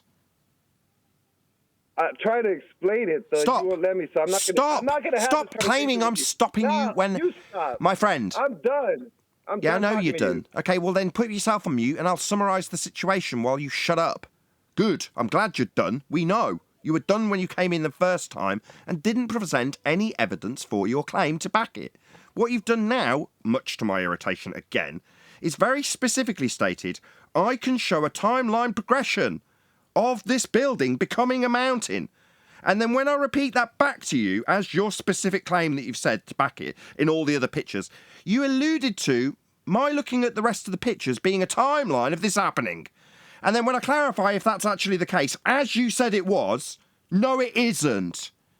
Now, I already know for sure that that isn't going to be the case. I've looked at this stuff, but other people present it, and how they present it, and what evidence they present it with, and they present the same exact standard you have presented, which is if only you could watch 4 hours of bloody images flashing in front of you, you'd eventually be brainwashed enough to believe that they become mountains when they're buildings. No, I won't. I'm not a dim-witted moron. So no, constant images, but backed with the illusion, the idea that they're showing a progression when they're not even connected images. So you're just a bullshitter, pissing me off royally. Why did you lie to me and say that you got a progression of that building when you haven't got that? You've just got lots of random images, but lots and lots of them. And if I'd only sit through an hour of that shit, I'd suddenly believe what you believed, because I could see it after thousands of unrelated images being flashed up. No, mate, that's what we discussed before. Now, you bleated and moaned about how I didn't give you a fair crack of the whip when I repeatedly asked you to provide evidence. You got into the discussion about miscommunication when there was a long, stony silence. That's what you did. And then came back this time today saying, oh no, you put a picture of a rock dick up. Well, if you're claiming the entirety of the world is permeated with these buildings that used to be buildings but are actually now rocks, then there's actually no invalidation to Adam putting up a picture of Dick Rock, because that's just another rock. So surely by your standards that it's all like that all over the world, why wouldn't it be a giant's dick? By your standards. If you saw enough giant dick pictures, you'd know it was a giant dick by your own stupid standards. But you don't see the humour in that, do you? You think you're being straw-manned. No, you're not. You're saying if you saw enough pictures, you'd realise that what I'm saying's true. If I allude enough to them being connected, you'll see how it's a progression into a mountain from a building that was pristine. When that is not in the slightest bit what you'll be presenting. Now, by comparison, Adam's saying, if you saw enough dick pictures that look like rocks, you'd know the truth. Well, that's unreasonable, is it? No, it's exactly the bloody same. Correction, cockrock. Yeah, so, like I said, anything but God, because God can't make mountains. He just made a plane, a flat surface, and then men just started building buildings on it, or maybe there were giants that built buildings that look like mountains now, or anything but it's just a mountain, man. Anything but God, and now God is energy. This is New Age nonsense. People want to latch on to the fantasy world that Flat Earth first gave them when they first got here. It's suddenly a whole new world. It opens up your imagination massively. It's a huge inrush of different chemicals that you've never experienced before that your brain's releasing. And you're like, wow, this is euphoric. But then, like some crack addict, you need more. So what other farcical shit can I latch my claws into? Oh, mud flood. Oh, really? So what are you going to do? You're going to dance around the community telling us how we need to believe it after looking at thousands of images? No. No, that's not the standard here, I'm afraid, lads. Very different standard here in real world. Over in La La Land, you can get your crack fix of fantasy world that you got when you first came to Flat Earth. The rest of us have levelled out, mellowed out, and realised that, yeah, not everything's going to paradigm change your worldview.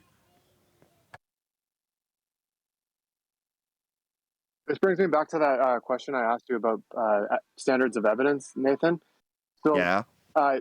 What he's referring to is like a pattern, right? So at what point can we apply a pattern that we're seeing as an evidence, or is it never going to be an evidence? Correlation is not causation.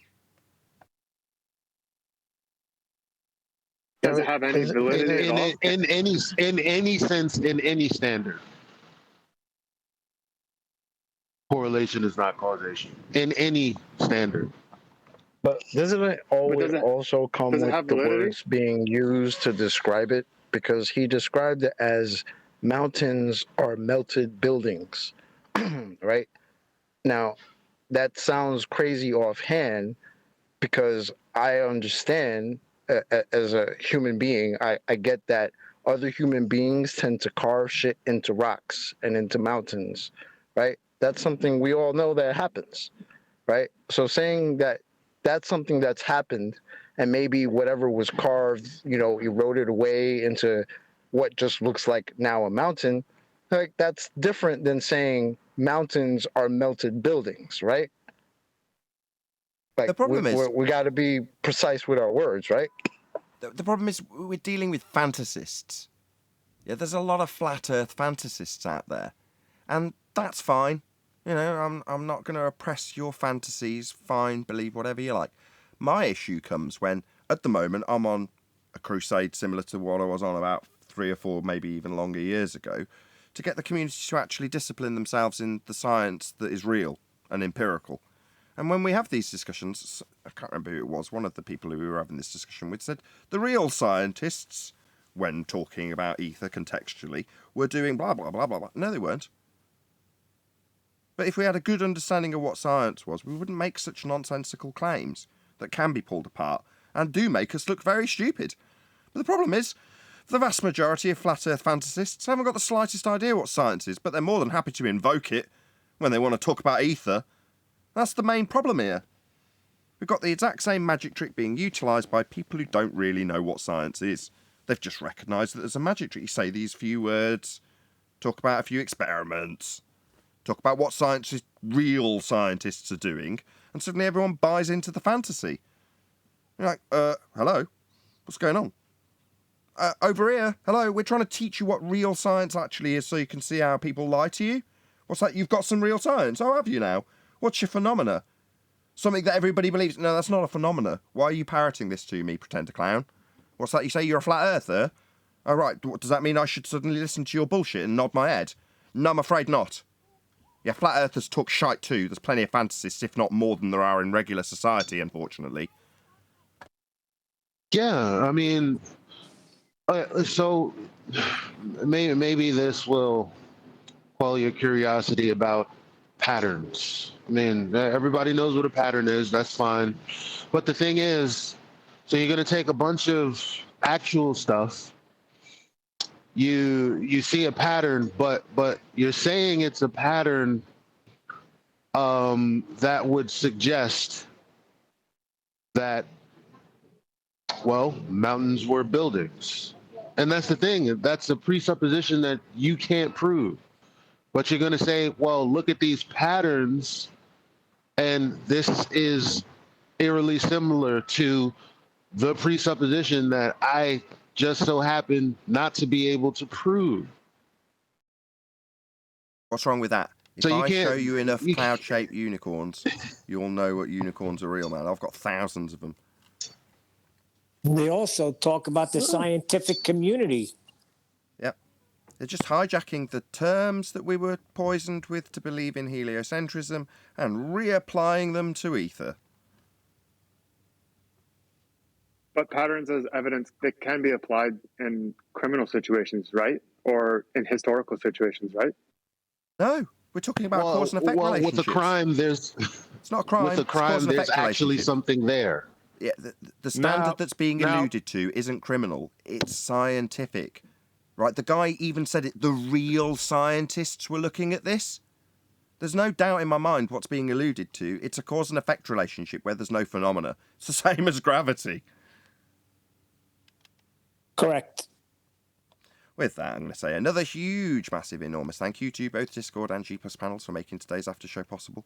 And of course, a massive thank you to all of you in either Nathan Oakley 1980 or Nathan Oakley premiering streams, hopefully smashing the super chat, liking, commenting, sharing, subscribing, joining as a member, and all that good stuff.